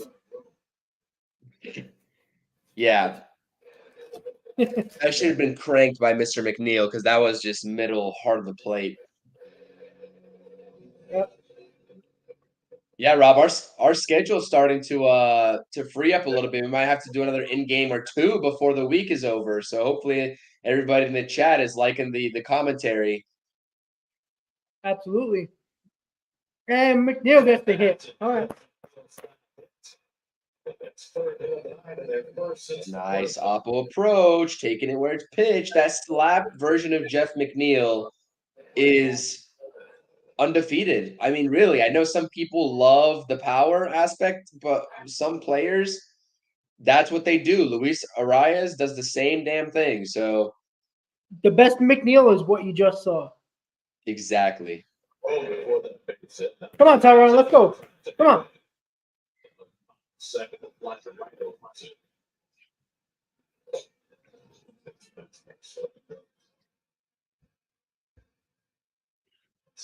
This is his third start of the year. He has done the 5 2/3 it. Third of his 5 starts. He's through 6 1/3 today, but with a very low pitch. Love to see a gapper here from Mr. Taylor. I'll take it, man. I'll take it. Get that run home. Driving that ball inside the run. So it starts down the middle to be right-handed hitters. It gets in on their feet. So it's breaking balls. I wouldn't be opposed to a little hit and run action here. I know it's like small ball and it has a little bit of a risk to get a double play like last inning from the Cubs, but Yep.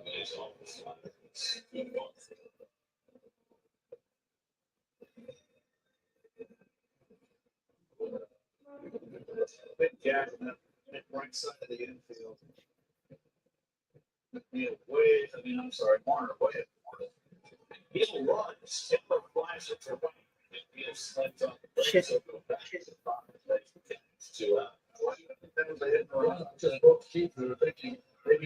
Oh, that was tough for Taylor because it was a hit and run call. So put the bat on the ball so you don't get the runner get caught at second. was McNeil going? Yeah. See, man, I told you, like, the hit and run was a great play there. Yeah, it would have been. Right on par. And again, Tyron Taylor's got to protect the runner there, so he's got to. Yeah. What count was that? Was that 2-1? Did I see? I think it was. I got to start paying attention to these counts, but I'm looking at my tiny phone right here because it's actually ahead of my TV. So, All right, Mark, come on.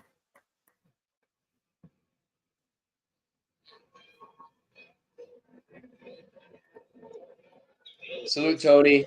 Appreciate you being here. Let's go, Mets.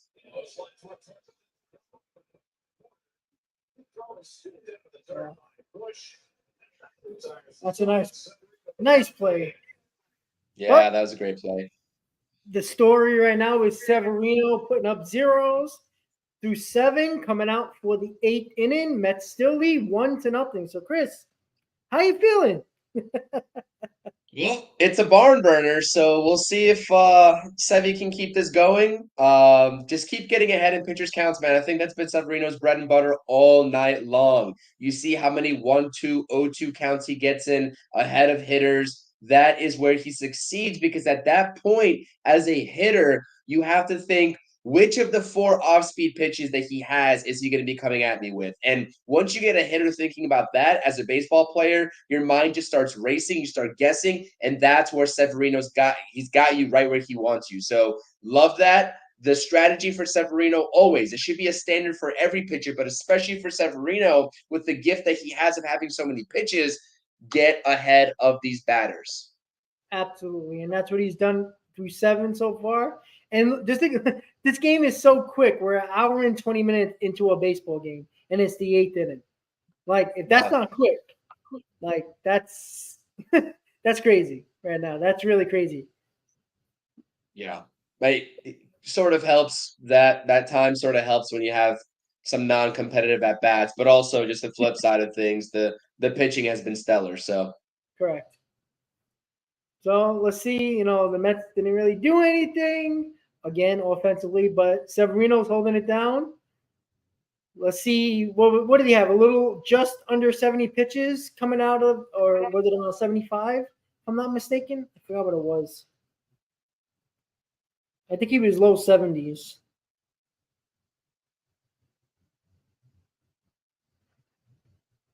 Yeah. All right, here we go. Top of the 8th, 1-0 Mets. Joey Wendell's in the game. Interesting. he replaced Vientos. Yep. Thinking so. That's interesting. I don't like that move. Just let the kid play.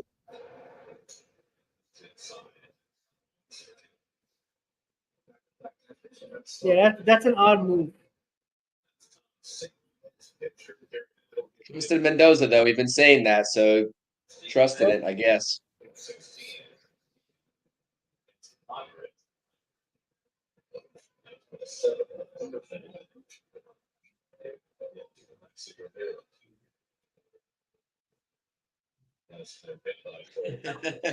Daniel in the chat's got it in for Gary Cohen tonight. I love it. Go on, Sevy. Let's go. He's got 83 pitches, by the way, so his pitch count's pretty good.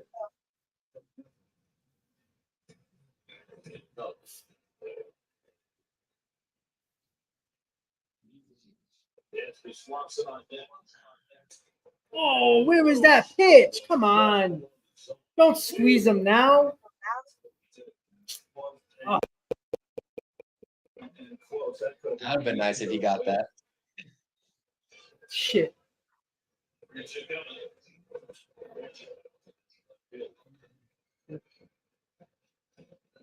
Huh. Oh. If he's at like 105 to end this inning, would you just bring in Diaz? What do you think, Rob?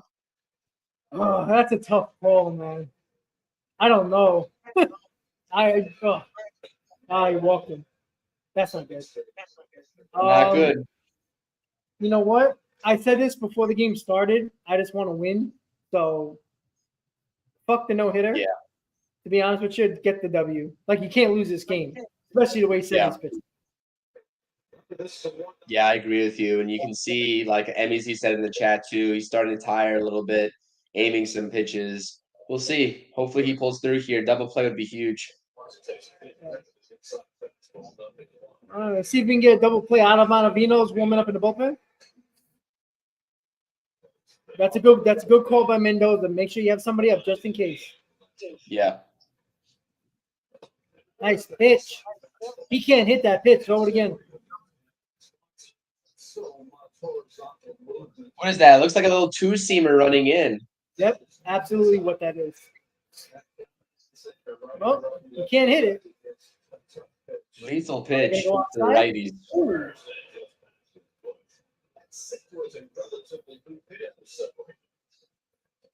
four-seam fastball guy goes to this grade. Did he get him on the foot? No. You got that. Come on, Savvy, let's No, go. I like it.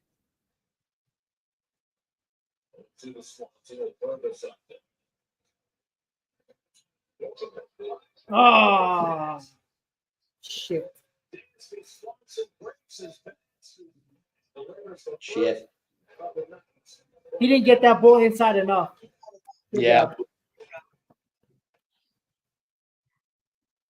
Getting pulled. Shit. All right, Hefner's on the mound. Talking to Sevy right now, but the no-hit bid is over. He tried to get it inside one more time with that fastball, but didn't get it in as much as he did on the first two, and he got the first two a little more down. So unfortunately, the no-hit bid is out. But now it's all about the winning of the ball game. They got first and second, one out. So yeah, Yep. I mean, sorry, first, second, nobody out. Excuse me. So now you got to win the ball game here. This might be his last batter. Come on, Teddy, let's go. Gary Cohen strikes again.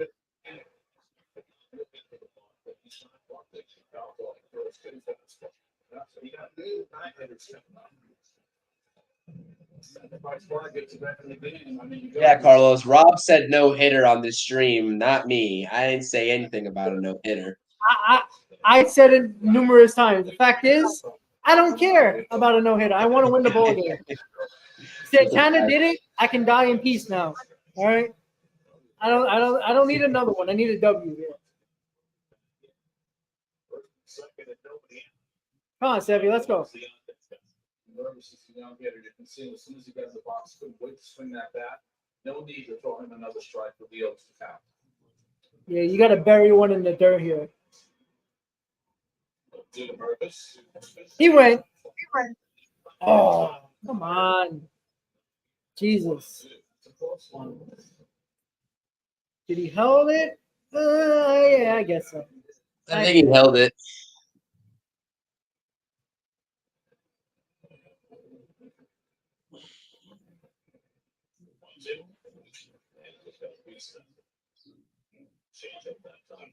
All right, so he's 93 pitches in.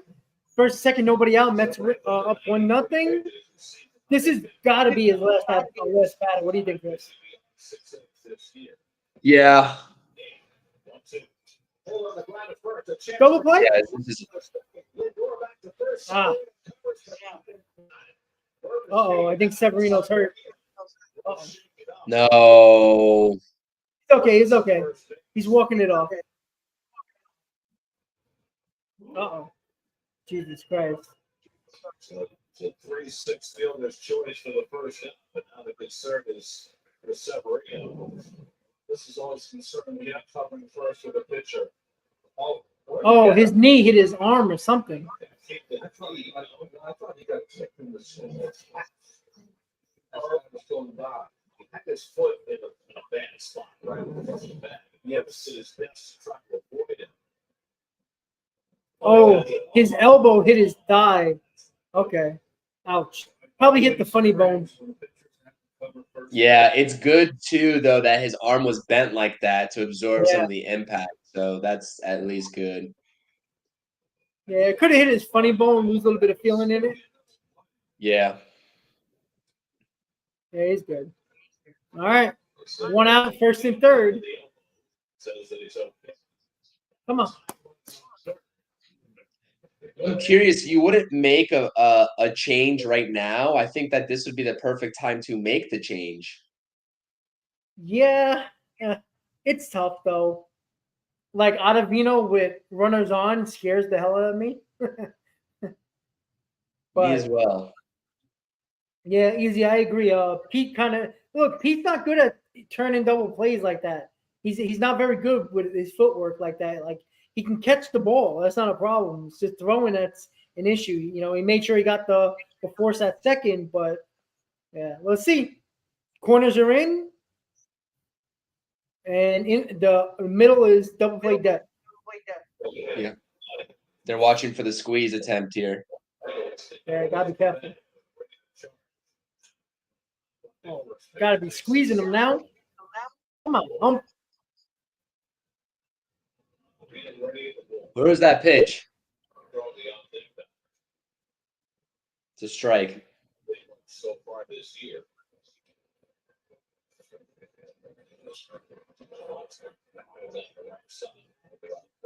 Interesting move by Craig Counsell, but on Gomes, not granted, Gomes comes into the game. Double play possible. Double play. Okay. Willie Harris, open bats, approaching third. And then the year of Bush. 1-1. I think this should be Sevy's last batter at the minimum. I hope so. Throw it home. No. You gotta throw home. You gotta throw home. What is he doing? You play in for that reason. This is why I don't need Joey Wendell in the game, bro. This is why I don't need him in the game. He can't even play defense. You had him dead to rights at home plate. Gotta throw it home there. Way too slow. That ball was hit way too soft. You're playing in. He would have got him at home. Oh, God. Easy out at home. He's just brought the game this inning for defense. Not even a question. It's my goodness. Oh, come on, man. That's why we put him in for defense. Mark Vientos would have thrown home. We said it. As soon as we saw Joey Wendell's ass in this game, we said it. Why is he in this game? It's not like he's been good defensively this year.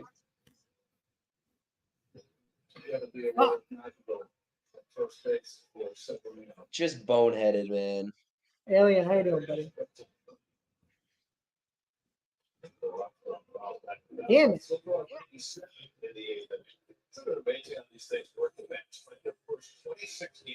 And now you don't have Vientos' bat in the lineup anymore. You got Joey Wendell. So easy. It wouldn't have been a bang play. He would have been out by a mile easily.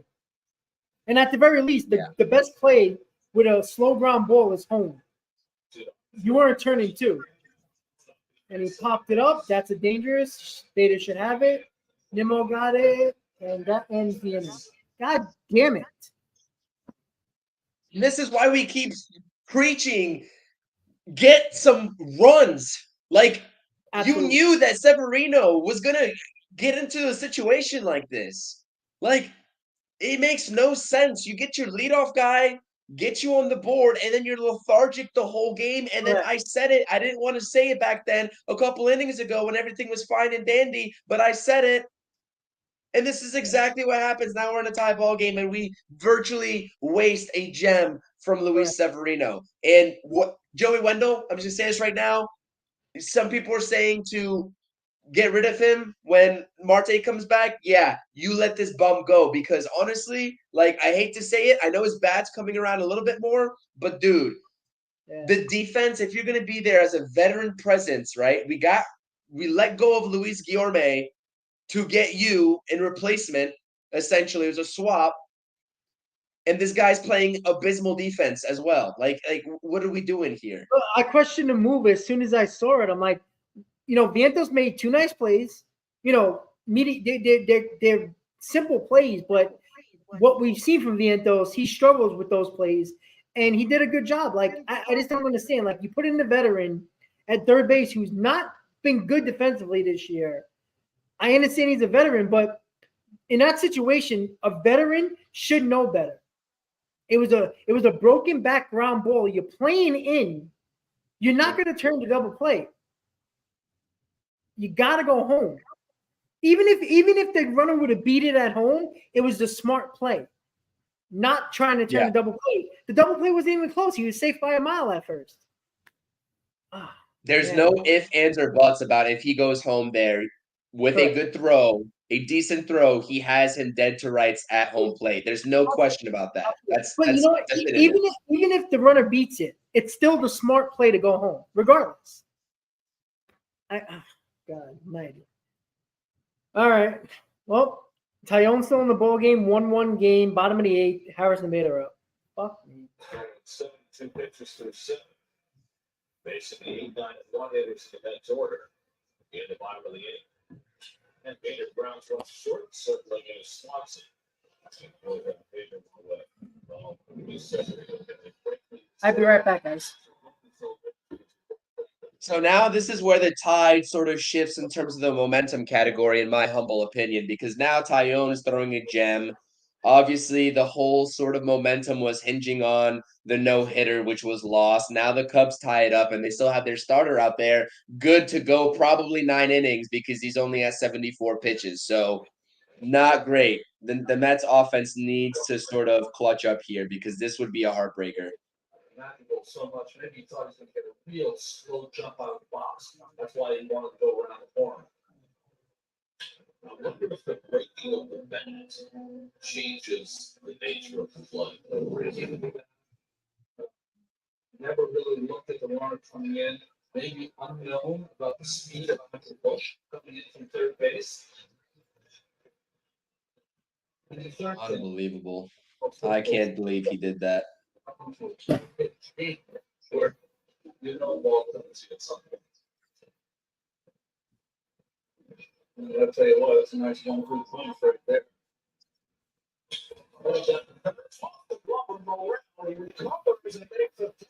Oh, I'll take it.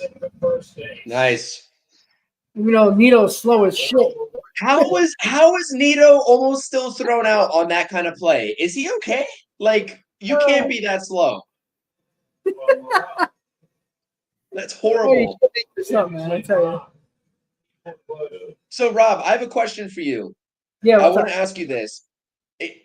Why, unless something is seriously wrong with Brett Beatty, why would he not be the guy to go in there for defensive replacement with the way he's been showing the glove this season instead of Joey Wendell? If you're trying to play matchups too, that's another lefty. Are they pulling Tyone? Yep. Whoa.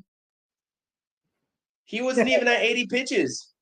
I don't know. Maybe there's a pitch count. Was he injured and just coming off the IL or something? I think this is the classic case. So everyone at home, when we talk about the new age of baseball, this is exactly, you're seeing it right now with the Cubs and what they just did. Leadoff hitter, 4th time around in the order. Obviously, statistically, they've already seen you 3 times. The 4th time, you're much more likely to have success. I don't think anything was wrong with Tyone there. I think that the Cubs and Craig Counsell's playing the advanced analytics game and saying 4th time through the plate with the lineup, I'm going to just bring in a fresh arm, someone that they haven't seen tonight. And honestly, I hate that. I'm not going to lie to you. I'm not a fan of that. He was rolling, and he had 1 out, and a double play ends the inning, and you have him for the 9th still. So I don't like that move, to be honest with you. Yeah, I just don't get it. I'm so sick of the freaking analytics nonsense where they try to justify a move based on analytics, and when they try to bring up analytics to justify a move, and Shay woke up, as you guys can see, walking all over me. He's like a little drunk. I'm sorry, guys. What are you doing? Yeah, I know you're tired. You sleep all day. I'm sorry, guys. As you can see, he has to be camera ready before anything else. But yeah, like I don't know. When they try to justify it with analytics, I always feel like 99% of the time it's the wrong move when you have to use analytics to justify a move. It's just stupid. Really is. Benefits the Mets, though. Yeah, I mean, I think it is too, and the Mets have an opportunity to show everybody why it would be a stupid move. Because to be honest with you, nothing about what the Mets did offensively, even in this inning with that Nito base knock, whatever, however you're scoring that, inspired any confidence that they were going to figure out Tyone. I thought that was just a unfortunate play for the third baseman. I mean, he hit it hard, but really, theoretically, Nito should have still been thrown out, and now Tyone's suffering because of it. I don't understand it, and I think it's a move, but nonetheless. I agree. All right, Nemo's up 1 out, 1-1 game, bottom of the 8th. This is outside of the cutter. Was he his numbers this year? This game only his first game. Lolo, appreciate the support from Mexico, buddy. I'm seeing him against the Mets. Lolo has 2 home runs against Mark Lamb Jr. Uh-oh. Get out! Get out! Oh, another warning track power.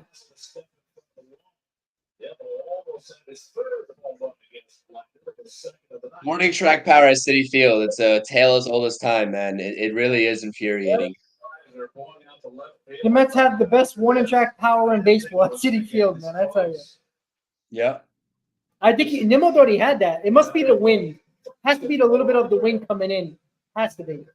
Coming off the water.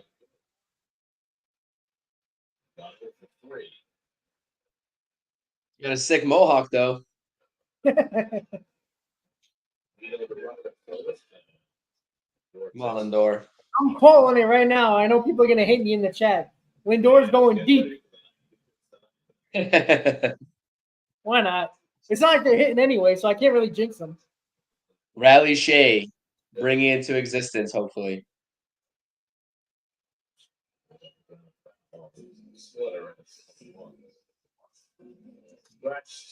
Shea's had enough of the Mets. He's on his back right now with the paws up, rubbing his stomach. That's it. He's done. All right, you guys can see his paw right here. He should just go back to sleep because this offense is putting me to sleep. Yeah, I know. You got the right idea, buddy. You sleeping. They suck.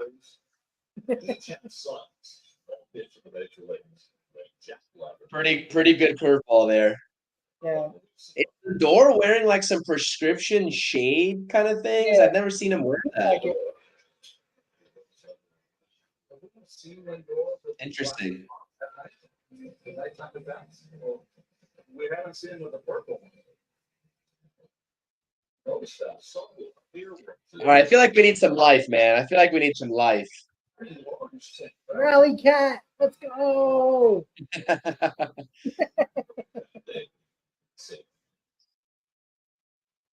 Shea's like, fuck this, I'm done.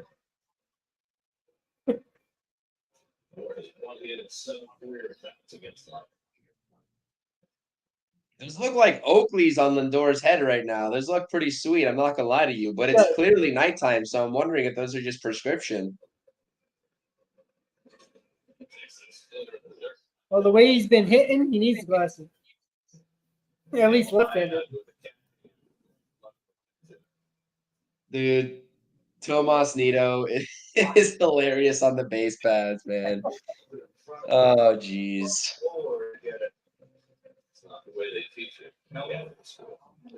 Not even a gapper scores Nido here, so. I don't know. Slow-ass Nito. They should have pitched ran for him. This would have been the time, but then you'd have Narvaez in extra innings, and that's probably showing a lot about their confidence in Narvaez. Wow.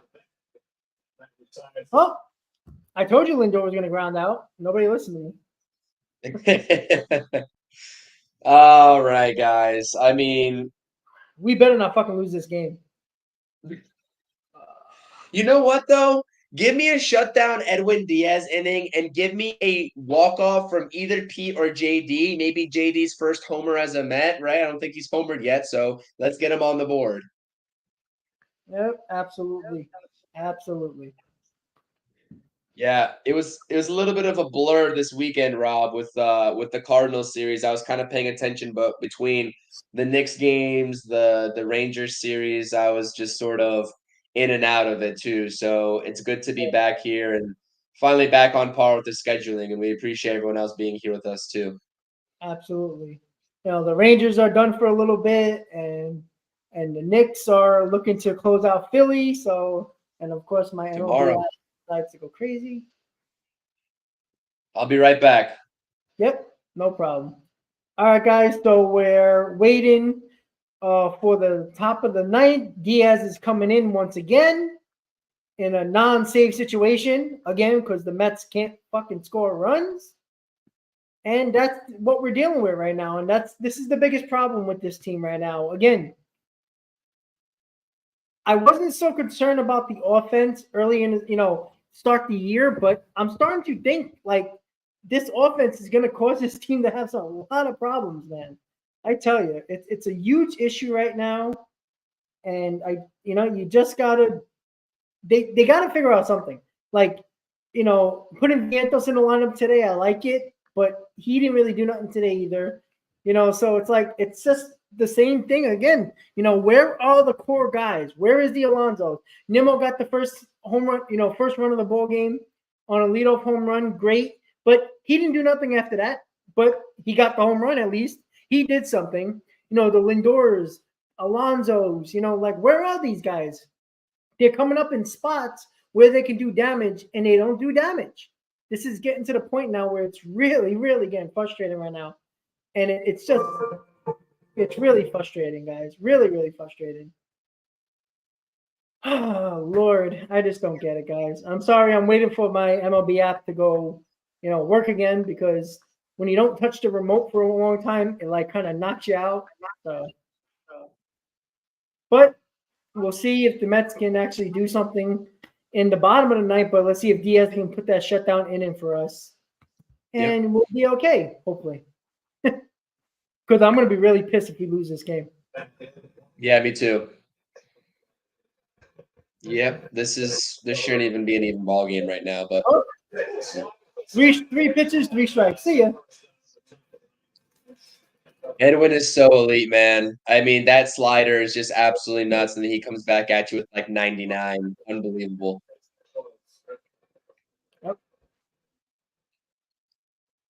Rob, I'm really excited for the third game of this series. I really want to see Shota Imanaga posting a sub-1 ERA right now. It was an incredible signing, cheap deal too, and that's someone I wanted the Mets to sign this offseason, but obviously he wanted to be a Cub. 100%. Line at the second base and was doubled off second. 5-0-2, reach base when he was hit by. Come on. Oh, that's in the gap. Shit. Down for a base hit, balls to the wall. Top-man heads for a second. He's extending with a line of double. So top-man gets a goal. All right, let's work out of it now. It's fine. He's to go ahead and run and scoring position with one out. Fastball, plate, hit it right where it was pitched. Good piece of hitting. Didn't try to do too much. Yeah.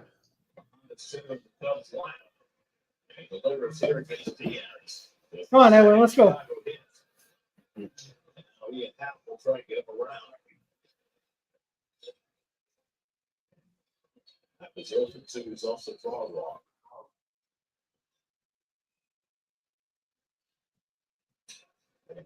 Let's throw that pitch again. The Diaz speed is a little down today. 96, 95 miles an hour. Yeah, I've been noticing that as well in the early goings of the season. I've tried not to make any sort of assumptions on that, but Chris, I'm not 100% sure. CP might know that. Who do the Knicks play if they beat Philly? They play the winner of the Pacers-Bucks series, and the Pacers are up 3-1 right now. Oh, that'd be cool playing Pacers, Knicks, old school. Yeah, and then you got Halliburton versus Brunson would be a hell of a series, but struck him out. That's a good pitching by Diaz right there. Didn't play with him. There we go. You see? You bend, but you don't break. Edwin Diaz is the epitome of that. Let's get this last out and let's go win the ball game. He got that up to 97, so when he needs it, he gets it.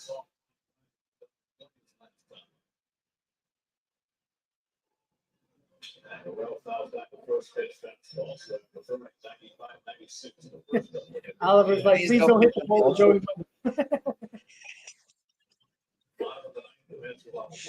Yeah, pretty much. He might throw it into the stands, and the run comes in.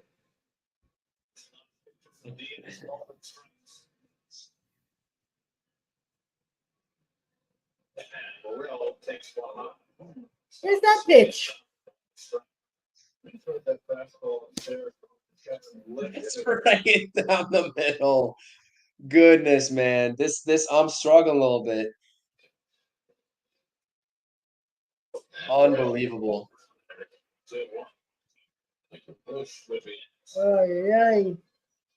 team makes me drink. Yeah.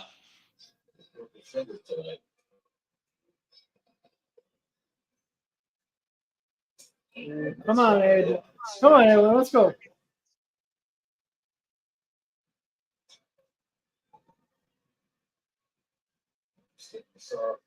Yeah, I think the next circle before.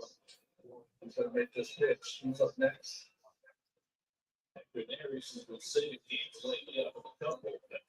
Oh, no. Was hit on the wall. It's out of hand. Christopher Morel gives the Cubs the lead with a 2-1 home run. Diaz at the top of the ninth. Fourth home run of the year for Morel on the Cubs. Lead for the first time tonight. It's 3-1. Oh, That slider stayed inside. This is what happens when you don't score runs. This can happen. Bills have big.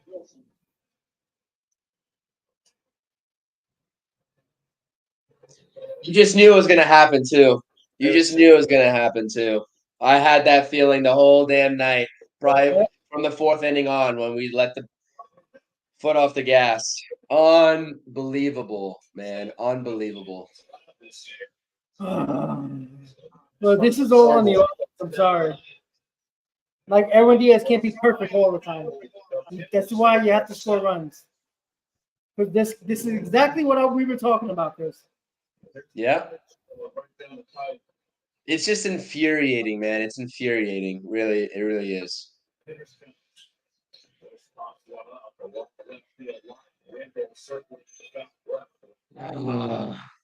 VIENTOS yesterday, the team winner. Hitters are starting to get occasionally to that high fastball. So now the Mets' old nemesis, Daenerys, who saved a lot of games for the Phillies against the Mets. Although the Mets got to at times during that tenure as well. Get ready to close for the Cubs.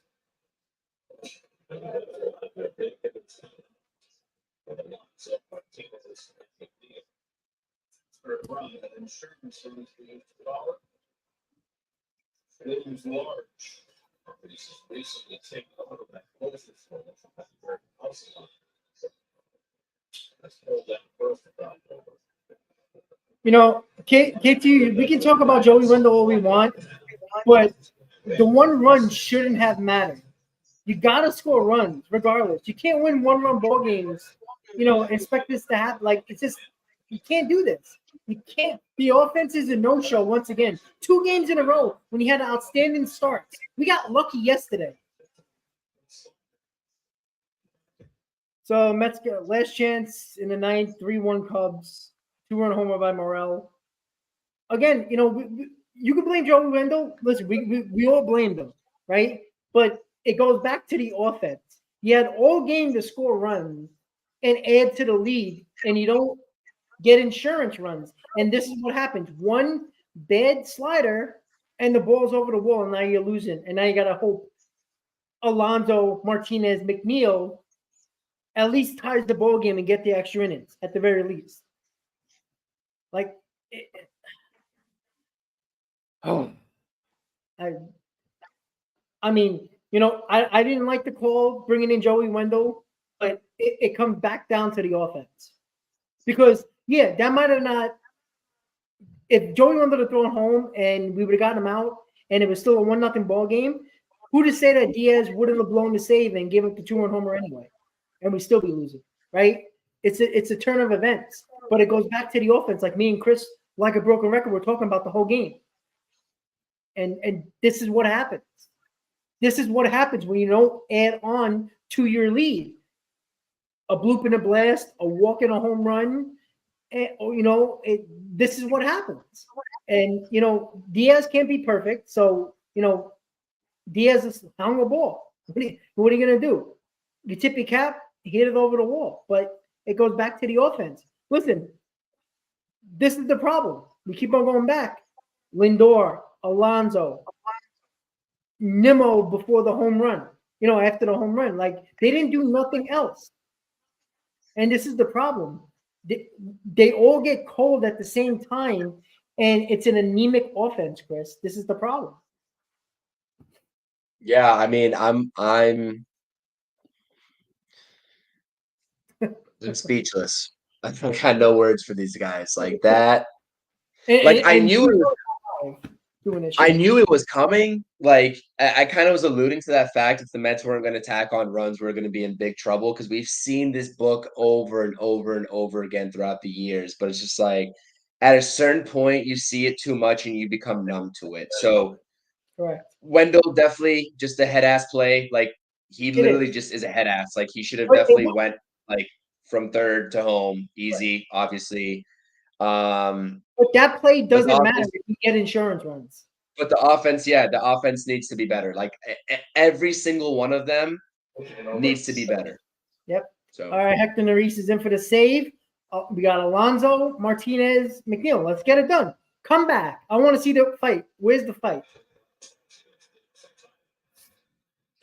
I'm sick and tired of the fans fighting where I don't see the core fighting. Let's go. Yes. He started to get him in trouble. Ah, that was a good swing.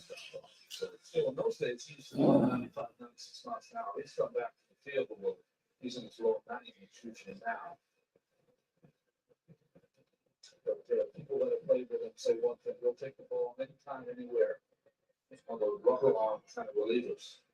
3 saves this year. He saved his thing. It's 28 this season.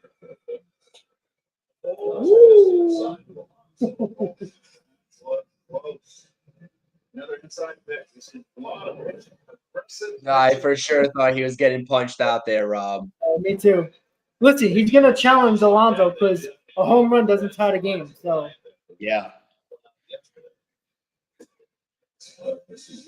that's a good take. That's that slider that eats him up all the time.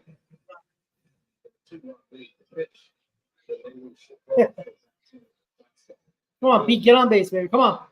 Be smart up there. There you go. And now it's 3-2. He is 2 for 11 against Darius. JD Martinez on deck is 3 for 6 against. If the base runner into that game one. 2.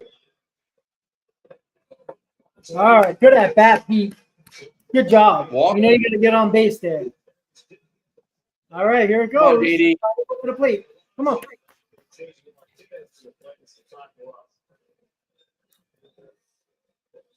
I grab a different hat for the rally hat. Got good numbers against Neris.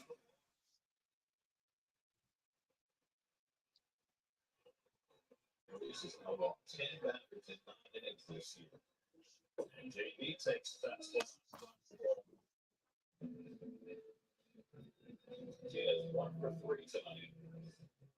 Single the left back in the first. 4 hits and 12 at bats. He's joining the Mets. Looking for his first home run after hitting 33 last year. In 2/3 this season for the Diamondbacks. Rally caps on. Get out! Oh, he got under that ball. I'm sorry, guys. That's my fault. He got it at the end of the bat. It looked good off the bat. You fooled me. I'm sorry. It looked good. It looked good. It was a hanger, too. Just Oh. he knows it. Oh. A little bit later, that ball's battled up and over the fence. It looked good. All right, come on, Jeff. Damn it.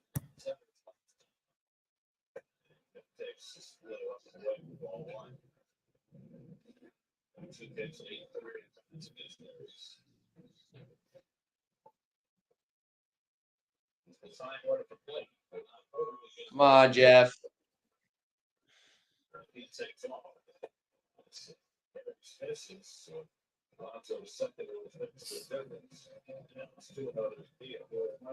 That's a good defensive indifference right there for Pete. You don't get the double place opportunity. Yeah, you take away the force. I like it too.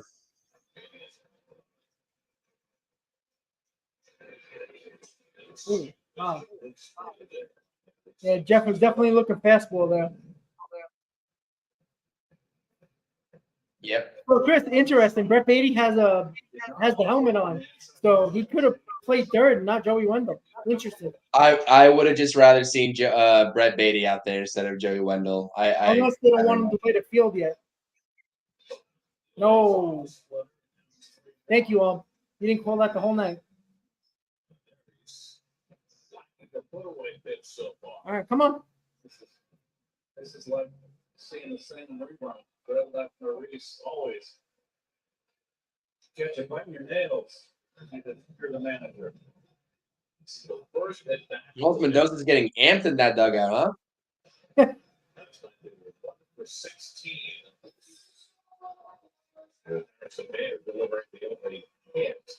With out of the 11. Ball in the dirt. Sometimes you can get some dirt to come up in your eye. They were contact lenses. That's a no-no. The contact issue here? What's going on? Yeah, it looks like it. That's right. Let Nerese think on that mound. Because he can get wild and can't find a plate. Yeah. I mean, we know that Nerese benefited from the Houston Astros pitching lab, but curious to see how he follows up a couple of great seasons in that Houston organization, getting a nice deal with the Cubs. Yep.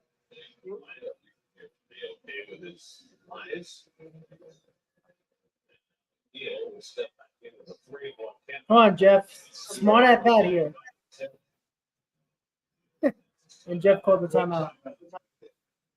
I would automatically take this pitch. You think so? Yeah, I think so. And I hate saying that because I never say that, and I'm never in that camp, but I think right here would be a smart move to do. Yeah. 3-1 coming from there. And he's still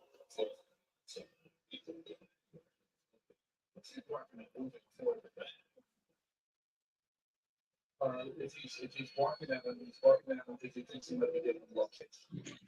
Is Pete playing with Nerese out there? Nerese is just shaking his head no. Good. Yeah. There you go. Come on. Good at bat, Jeff. Told you. 2 walks to the first 3 hitters. Come on, let's work some at bats here. Tommy Honaby, the pitching coach, will go on to talk to Harris and further make him not throw the ball home. I mean, this is you got to go out and have a chat with him, but it's just we've seen the race for so many years. This is Nerese in a nutshell. If he doesn't find a plate, he has trouble, getting batters out. So DJ Stewart pitching it for Tyrone Taylor. Interesting. It must be Tyrone has bad numbers against Nerese. It's the only reason. Because I don't think it's lefty-righty matchup. Maybe Stewart can find one, park one out of the yard. Who knows? I mean, yeah. I don't know. Come on, DJ. Let's go. Not a big fan of this move either, but we'll see how it plays out. Listen, let's keep it going. Get a base hit here. Make it harder for Nerese to get out of this game.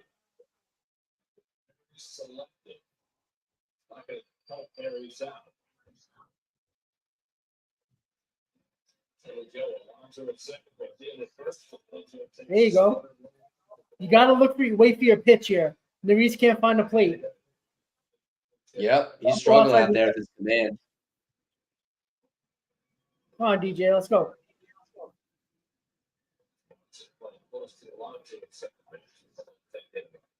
There you go. He can walk in all the runs.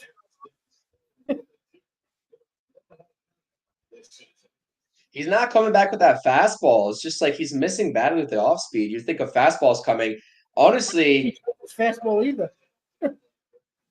Fastball right here, you could just drive it over the fence. Oh, he threw a 2-0 slider. Yeah, I was suspecting fastball there. Yeah, I don't mind DJ swinging there, but he was looking DJ was expecting that fastball too, Rob. Yeah, he was looking for that fastball.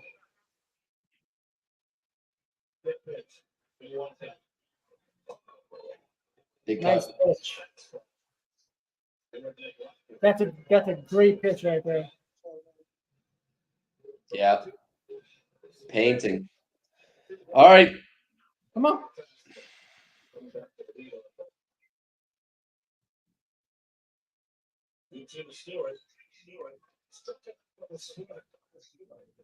Struck him out. Oh my goodness.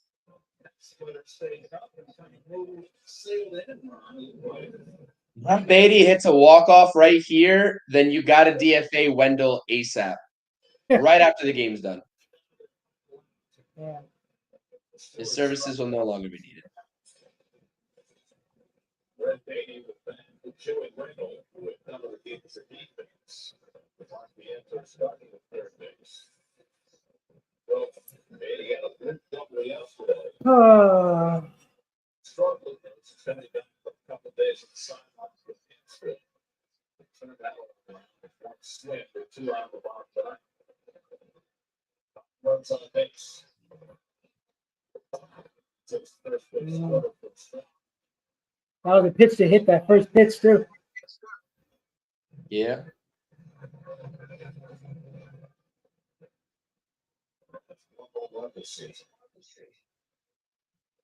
Facing Aries for the first time. It's a Ah. That's down there.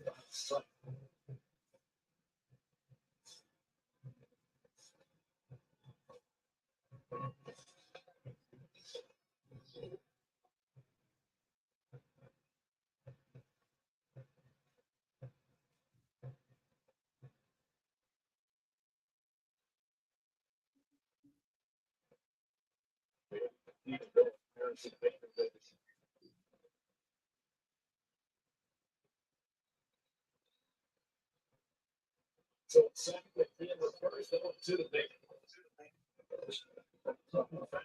That was a good swing. Damn it. Come on, Brett.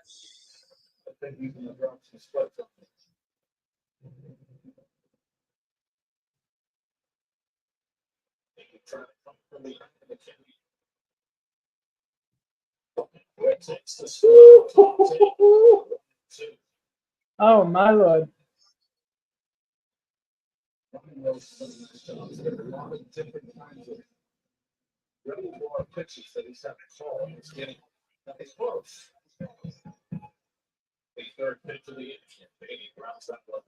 Oh, let's put in a good at bat together. We'll take it. The left-handers have been drowning in. Come on, Brett. Playing as deep as they can play. Keep that time going. Let's score first. Let me go. 1-2.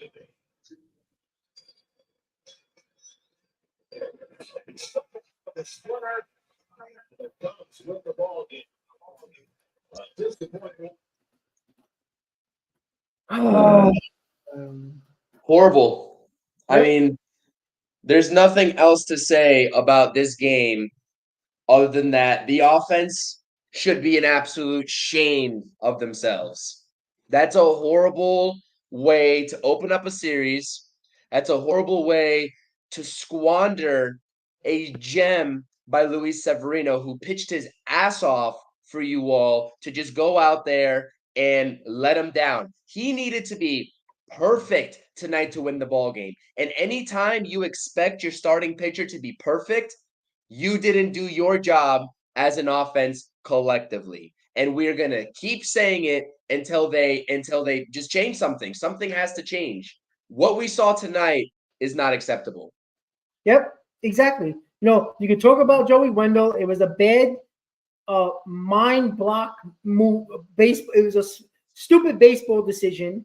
It is. I'm not going to overly kill Mendoza for it because that one run, that play at home shouldn't have been the difference of tying a ball game. The Mets offense is the problem today. I'm sorry. You can't get no runs through 8 innings and then you end up behind in the 9th and expect for another miracle to happen again. And we were talking about this the entire game. You can't keep on doing this because it's going to bite you in the ass. And it bit them in the ass in the 9th inning. Diaz has been really good. He hung a slider. What are you going to do? But it goes back to the offense, right? Sevy pitched good. Joey Wendell, stupid mistake, not going home. Fine. But it might have prevented that first run to score, but it might have not prevented the 2-run homer anyway in the 9th inning. It could have been a 2-1 ball game. The Mets weren't scoring. It's a huge difference. I don't know what to say. It's this offense, you squander games like this, it's gonna bite you in the ass when you lose. If you don't make the playoffs and you miss it by a few games, we're gonna go back to games like this where you should have won, Chris. And I agree with you 100%, but just breaking down, and that's absolutely true. Like, you do look back at these sort of games and you're like, well, if you end the season one game back, you look at it like, oh, you should have won this game. And we could probably pick a handful. Like, this probably isn't going to be the only game that they do this. Like, let's be honest. It's a long season. So my thing here is that, just some quick post-game thoughts. My thing is that the process was all screwed up today. You look at Jameson Taillon, it was a gift that they took him out to begin with under 80 pitches. He could have been in there and thrown a complete game, probably not a shutout, obviously, because they had the home run, but he probably could have pitched a complete game, to be honest with you. So lucky that they took him out, couldn't take advantage of the bullpen. Just bad baseball. The at-bats weren't competitive whatsoever. There was not many great swings. I think the bad at-bats definitely outweighed the good at-bats, right? I mean, Pete Alonso just looking like an absolute fool up there in the one at-bat and a half swing. You got Francisco Lindor, a couple of weak groundouts on par to what he usually does from the left side. And I hate to keep beating that drum, but the splits are very obvious when you take a look at that. And you can say that he had a great game in San Francisco, obviously, from the left side. And he's starting to be a little bit better there from the left side. I will give him credit where credit's due, but it's not Lindor, it's not Pete, it's not just on them. And I understand the whole point of the core, but just the entire offense looked very anemic today outside of the initial at-bat from Brandon Nimmo. That goes like Mark Vientos didn't really have great at-bats today. He was kind of swinging out of his shoes, right? Got the start after a phenomenal walk-off home run. I could go one by one, Rob, and we can analyze and assess. Tyrone Taylor really has been phenomenal. Didn't really put impressive at-bats together, right? We could go one by one and sort of handpick at-bats from each player to be like, that's not acceptable. And bad at-bats are going to happen. Like, just the same that we can't expect a pitcher to be perfect, these hitters are not always going to be perfect. But it's a difference when you do it over the course of 3 or 4 at-bats in a game and you let your previous at-bats kind of creep up into your next at-bats. And that's what I think we saw today. You got to just learn to forget the bad at-bats and come in with a completely different mindset in your next at-bat. And that's not what the Mets did today. And that, coupled to the fact that Joey Wendell really just had a boneheaded decision. You're a veteran, and your manager, I didn't like some of the moves that Carlos Mendoza he did today, right? And I'm being objective about it. I give Carlos Mendoza his flowers because he's absolutely deserved them. And we did that in the pregame show. Today was a little bit of a mismanaged ball game, if I'm being completely objective. And I understand why he had Wendell out there. It's not like Carlos Mendoza turned a button on in Wendell's brain to say throw to second base instead of home plate. That's Wendell's decision at the end of the day, and he's the veteran. Yeah. Frustrating, man. And I know I'm ranting, and I think that this post game deserves a rant from us because that was as bad of a ball game. Like, it leaves a sour taste in our mouths. Like, you just squandered. We keep talking every stream about we need more length out of the starting pitching. We need more length. We need more length. Okay, Quintana gave it to you yesterday, and you have Severino 2 days back-to-back. You almost didn't come back yesterday and didn't win the ball game. You did, which is great. But, man, Rob, I don't know what else to say. There's so many things running through my head right now. Like, you know what I mean? Yeah. Mendoza has done a lot of good things. Again, are you going to kill him for Joey Wendell's decision? No, because you understood the idea. Put it in the veteran late in the ball game. Fine. Again, we've all played defense before. We all made mental mistakes. That was a mental mistake by Joey Wendell. It happens to the best of them. But again, that moment never needed to happen because of the fact that the offense didn't score. We could talk about everybody we want, but it was, like you said, bad at bats by Alonso, bad at bats by Lindor. After Nemo hit the one home run, his at bats weren't very good. You know, we got that walk when it was a good walk, great, perfect. But, you know, their best at bats from the big guys, like Alonso, that was a great at bat in the ninth inning. He needed to get on in front of JD Martinez. That home run didn't matter there. He did that. But again, it goes back to the same thing. And we talked about the whole freaking game. You got to put better at bats together. You got to learn from the mistakes. And they're not doing that. I talked about Vientos not learning from his mistake. You know, make sure he learns from his next at bat. These are veterans now. Alonso's been in the league for a while. Lindor's been there a while. Nimmo, McNeil, all of them have been there long enough to learn from each at bat, and they're just taking bad at bats, and it's just frustrating. You know, we could talk about hitting. They don't hit at home. They hit on the road. This is an entire season worth of nonsense, right? This is what it is. And they got to get it together. Like, this is a situation where, you know what, I'll go in tomorrow. You know how many people I'd be sitting tomorrow, and I'd be putting somebody else who's on the bench right now and playing? I tell you right now, Yeah. I would make an example, because this is a game you should not lose. Now, look, we should have lost the Cardinals game. We should have lost that, right? We got lucky. Let's be honest about that. And the Cubs are trying to give us this game. Bad base running by the Cubs. It's not like the Cubs played good, right? Bad base running. They had bad at bats, right? One hanger of a slider turned the whole ball game around late in the ball game. Why? Because the offense was anemic the entire game, Chris. And you know, we can rant, we can keep on talking about it, but it's the same thing. And just look, you heard what Stern said today. Evaluation, and he does not wait until things get so bad, then make changes. I'm telling you right now, we lose the series against the Cubs, this roster is going to change a little bit by the time we end up on the road. I tell you that right now. If it's, you know, DJ Stewart going away, if it's Joey Wendell going away, somebody else is going to come from the minors and take their spot. I'm telling you that right now. They weren't the main cause of this loss, because it goes back to the big boys here. Because at some point, one of the big boys are going to put this team on their shoulder. Chris, I got killed for this. When is this core going to put the team on their shoulders and carry them for a portion of a season? Because I haven't seen it since this core's been together. And everybody just wants to pay these guys, pay Alonso. You can't lose Alonso. You might have to break up this core.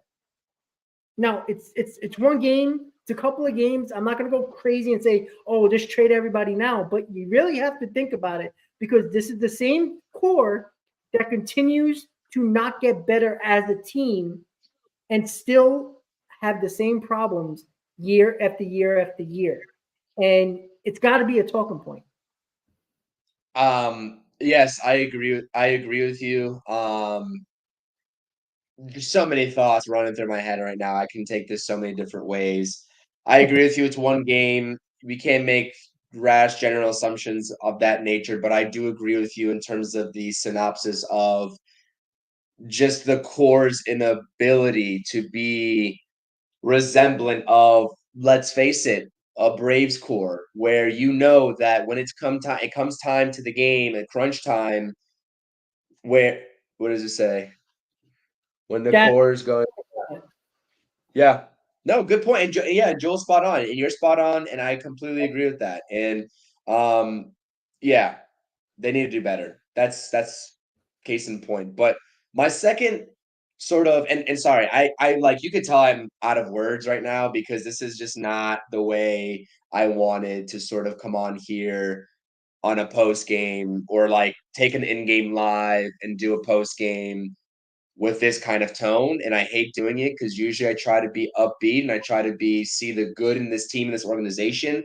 But beyond just the core lacking right now in terms of their performance, one thing that I really hope that this season doesn't turn into is taking away opportunities from the young ball players, regardless of what the outcome of this season is. I don't Agreed. need to see Joey Wendell in that ball game. I don't need him on this team, period, to be honest with you. I was No. fully expecting to go into this season with Mark Vientos as the DH. Very happy to have JD Martinez here. But I was accepting of the fate and the writing that was on the wall before that signing happened in terms of Mark Vientos getting bulk at-bats this season. That's not happened yet. Obviously, you sent him down because JD Martinez is on this team. I understand that. Brett Beatty won the job. Okay. In a game like today, Mark Vientos, one, shouldn't have came out of the game, in my opinion. That's first and foremost. I don't care about the defense. I don't care. I don't care. And I would have said this before. We said it before when the move happened. We saw Joey Wendell, and we were like, what's going on here? But if you're going to take Mark Vientos out in favor of a lefty that is defensive-minded, quote-unquote, or can play good defense, or at least better defense than Mark Vientos, put Brett Beatty in the game at third base. I'd rather see Brett Beatty. Listen, I'm going to die on this hill. I'd rather see the Mets lose on a boneheaded decision from Mark Vientos or Brett Beatty than Joey Wendell. I'm going to say that right now. If Mark Vientos or Brett Beatty make that decision to go to second base for the double play instead of home plate, I'm going to live with that all day long. Because guess what? The young kids are playing, and then you can use this data to evaluate them in the long run. I don't need to see Joey Wendell, the veteran who shouldn't make this mistake. I don't need to see him make that mistake. I agree. Not in this season where the situation in this organization is what it is. This team is not competing for a World Series. I think everybody needs to be reminded of that. If they somehow pull off a miracle run, more power to them. I'll come back and eat my words. But it's not. It's not the situation.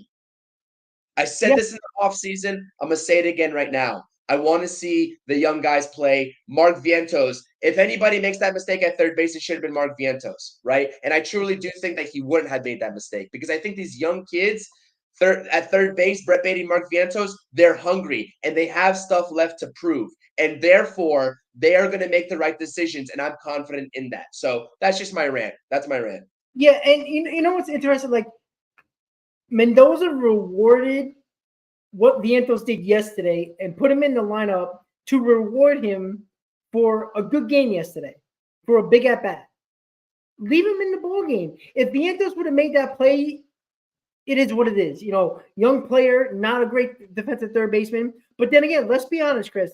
If Vientos would have made that boneheaded mental mistake and not throw it home, everybody would have been like, why do you keep him in third base late in the game? Maybe not me and you, but a lot of people would have talked about that. Would have been a talking point. Oh, you should have put Brady in or Wendell in or somebody that could play third better than Vientos. Somebody would have brought it up. You know that. So, but because it was Joey Wendell, they would have. You have to manage to not appease the fans at the end of the day. We're talking about. I'm just talking about the reaction that would. I agree. They would have been like, "Why ain't Joey Wendell?" I mean, they might have not said Joey Wendell. They would have probably said Brett Beatty, most likely. Yeah.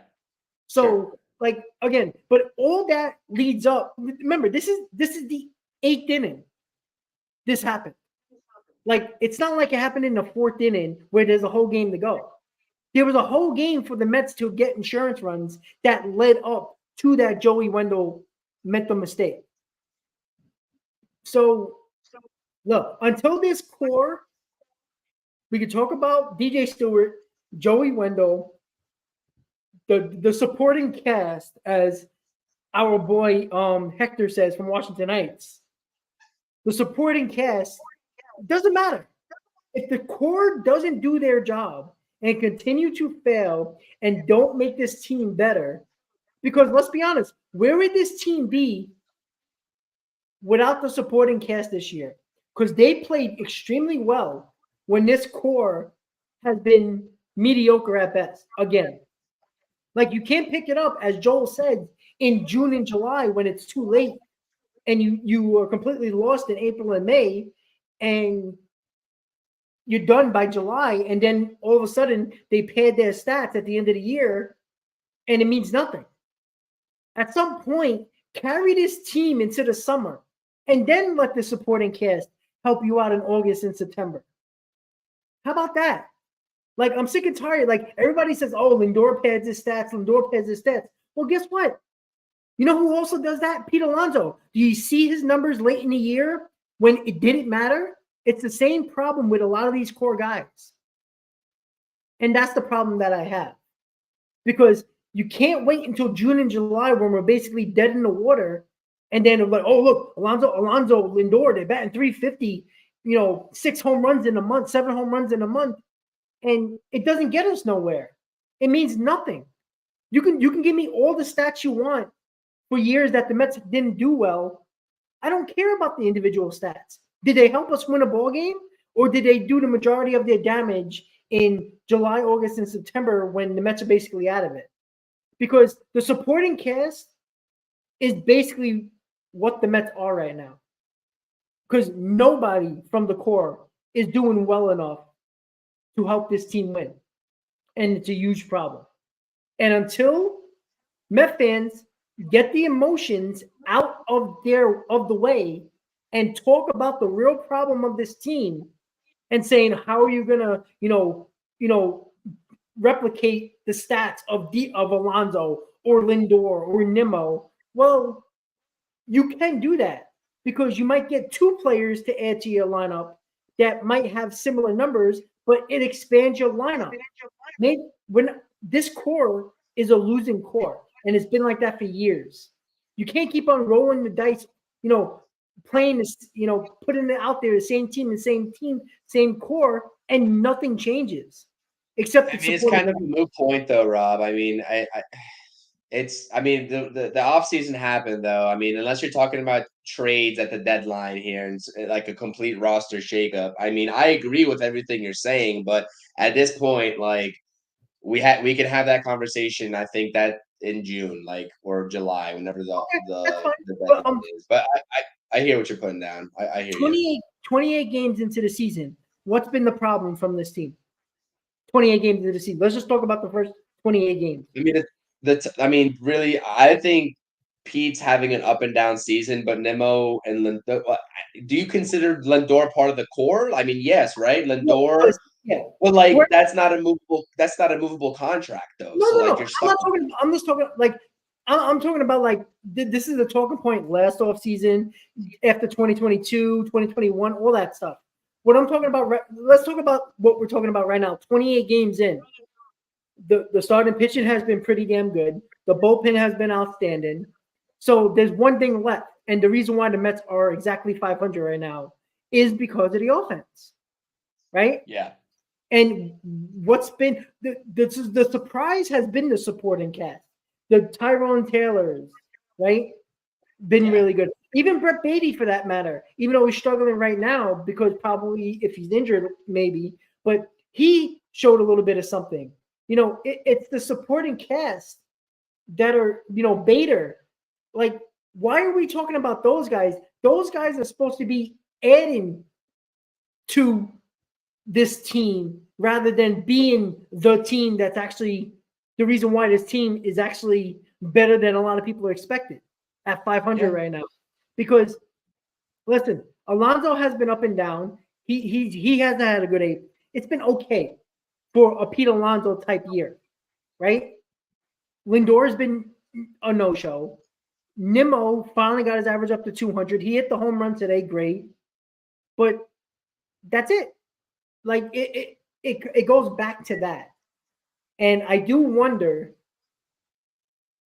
when is it going to, like, this has got to be the year this core puts this team on the back and rides them throughout the summer. Because if it doesn't happen, you can't tell me, oh, let's just sign Alonso and let's keep McNeil, Alonso, Lindor, and Nimmo, which some of the contracts are hard to trade, but you got some Lindor and Nimmo are not movable.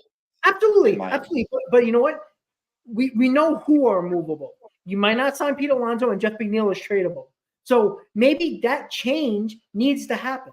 I'm not saying it should, but you have to think about that. You can't just change supporting cast every 2 years and bring them with that core and then act like it's everybody else's fault except the core, because they're not going anywhere. You know what I'm saying? So it's a tough decision, but maybe that tough decision has to be made.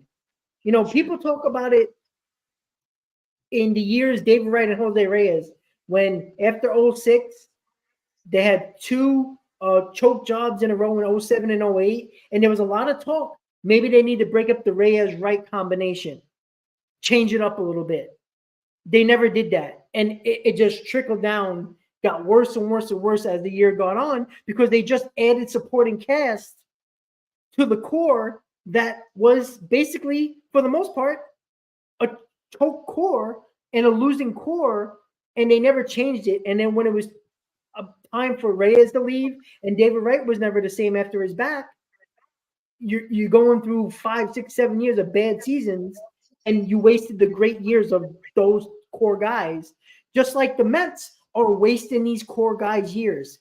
The prime of their careers, you're wasting right now. The Lindors, the Nimmo, who's Alonso's going to be up that 30-year-old mark as well. How many more years are they going to be at their prime? Maybe 2 years, maybe 3, the most. You got to do something here because you can't keep on going through losing seasons. But for 28 games, if it wasn't for the pitching and the supporting cast, this team would be one of the worst teams in baseball. And it's the bullpen. Yeah. Yeah. Cool. Yep. No, I agree with you. It makes complete sense what you're saying. And that's why during the off season, and we'll talk about this more eventually as the season goes on, we'll revisit this, especially in the roundtable, get Hector's and Hayden's thoughts. Like, we'll talk about all of that. I don't want to really exhaust the topic tonight, even though we can probably go on for 2 hours about it. But I will say, though, that it's an interesting position, organization, like roster construction wise, that David Stearns inherited right before the offseason began.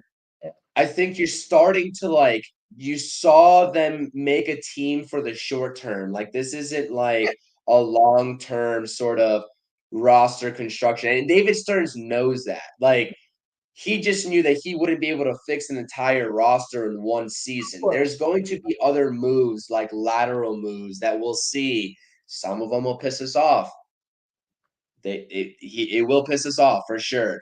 But this is a vision where, and even into this season, coming into this season, I thought that this season was like evaluation season central. Like, I was like, okay, we could stick it to the playoffs. Maybe it will be an 84, 85 win team max. But more so than watching playoff baseball, which obviously I'm always rooting for. I would love for them to make the playoffs as a wild card team.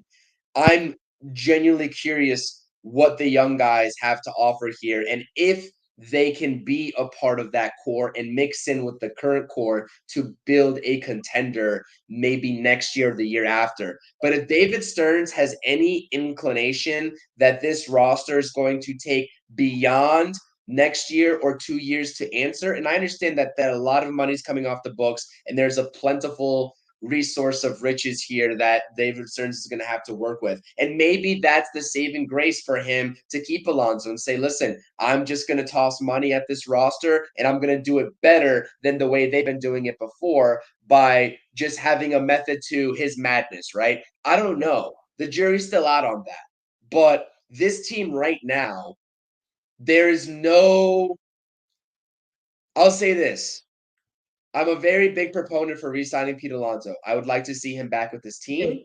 I think a lot of people would. I think you have a hitter like that, good power hitter. I think a lot of people would be in that camp. All I'm going to say, though, objectively, is that he's not safe and he's not guaranteed an extension. I agree. That's all I'm going to say. I'll leave it at that. Yeah, and I agree. I don't want Alonso to leave. I would love for Alonso to be the first Met to play his entire career as a New York Met. I'd love that. But he's not safe, and he shouldn't be, because there's two guys that Stearns inherited that he can't get rid of, and that's Lindor and Nimmo. Everybody else, there's a possibility of them being not a part of this team in 2025. Very simple. It's very simple. But, again, the season is a long way over. I said this, there's an 80-plus game season that we have to worry about. I don't care about game 97 or 142, 80-plus games. Once we get to the deadline and we play about close to 90 games, That's the evaluation time, because that's going to determine if we're going to be buyers or sellers, as I said in the pregame. Show me something here. I want to see the big guys in this team take us to the deadline at least. Give us hope at the deadline where we're a couple of games, maybe we're in a wild card spot, or we're a couple of games from a wild card spot. And give Stearns, let him have a hard decision at the deadline where he has to make that hard decision. Don't make it easy for David Stearns, because if you play like shit and you're nowhere near in a playoff situation where you can get a wild card and you're many games back, well, it's an easy decision for Stearns. You better trade Pete Alonso, because you're not going to get nothing for him, even if you try to sign him. Like you got to think outside the box. And you know what? If the players force David Stearns' hand, it's on the players. It's not on David Stearns, regardless of what he does at the deadline. If the Mets are becoming sellers, because he set up this team to have options at the deadline. Chris, we talked about this all the time during Mets Hot Dog. He set this team up for options. If it's not going well, he can trade everybody and bring up every young kid in the minors, or he can go for it. But he left himself options, and that's what this team is. This team is a bunch of options. There's a lot of prove-it guys on this team. We'll see how it goes, Chris. So what is your final thoughts so we can end this misery? I think we've said our final thoughts. Let's go Mets. As always, we'll continue to have this discussion surrounding core, surrounding the young guys, surrounding this team. It's one of 162. The great thing about baseball is that we get to do it again tomorrow. We'll be back hopefully with the pregame tomorrow. And, we'll talk about it. We'll sleep on it. We'll think about it. And we'll really assess where this game went wrong for the Mets. But, you can point out a lot of things today. Obviously, the performance, you never want to blame any sort of umpiring, especially after today. The Mets controlled their own destiny in this game, and that's what hurts the most. Like, they controlled their own destiny, and they didn't want to hit after that home run. So, great discussion as always. Great commentary. Hopefully, you all enjoyed it. Like, I appreciate everybody that's been popping in and out of the stream. We appreciate it. Hit that thumbs up. It's not only being streamed to this guy up top's YouTube channel, but also being streamed to my YouTube channel. Hit on that subscribe button, hit on that like button on both streams. We appreciate it. Hopefully you all like this tandem, this duo that Rob and I have going on. Obviously, want to provide you the insight of what's going on in our brains during the game. We spent this whole entire offseason talking about this team, talking about the acquisitions, talking about where we think this team could benefit and go next. But now it's like we get to see the product on the field and we get to just analyze it the way we usually do. So hopefully everyone enjoyed it. We'll be back with another one, hopefully by the end of this week. Pre-game tomorrow, Rob.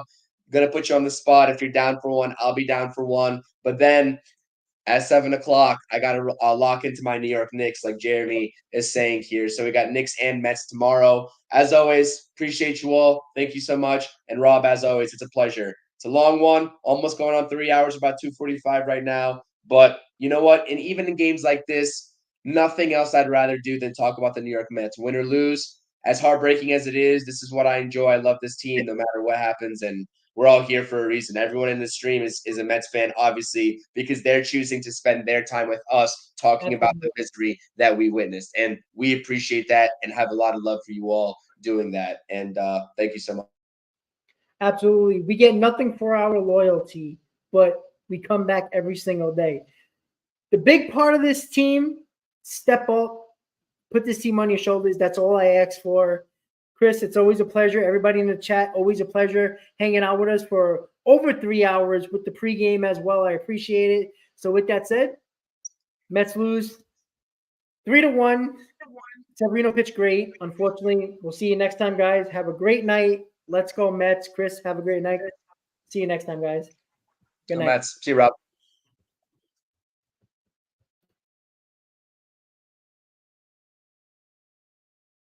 We got ourselves a ball club, the Mets of New York.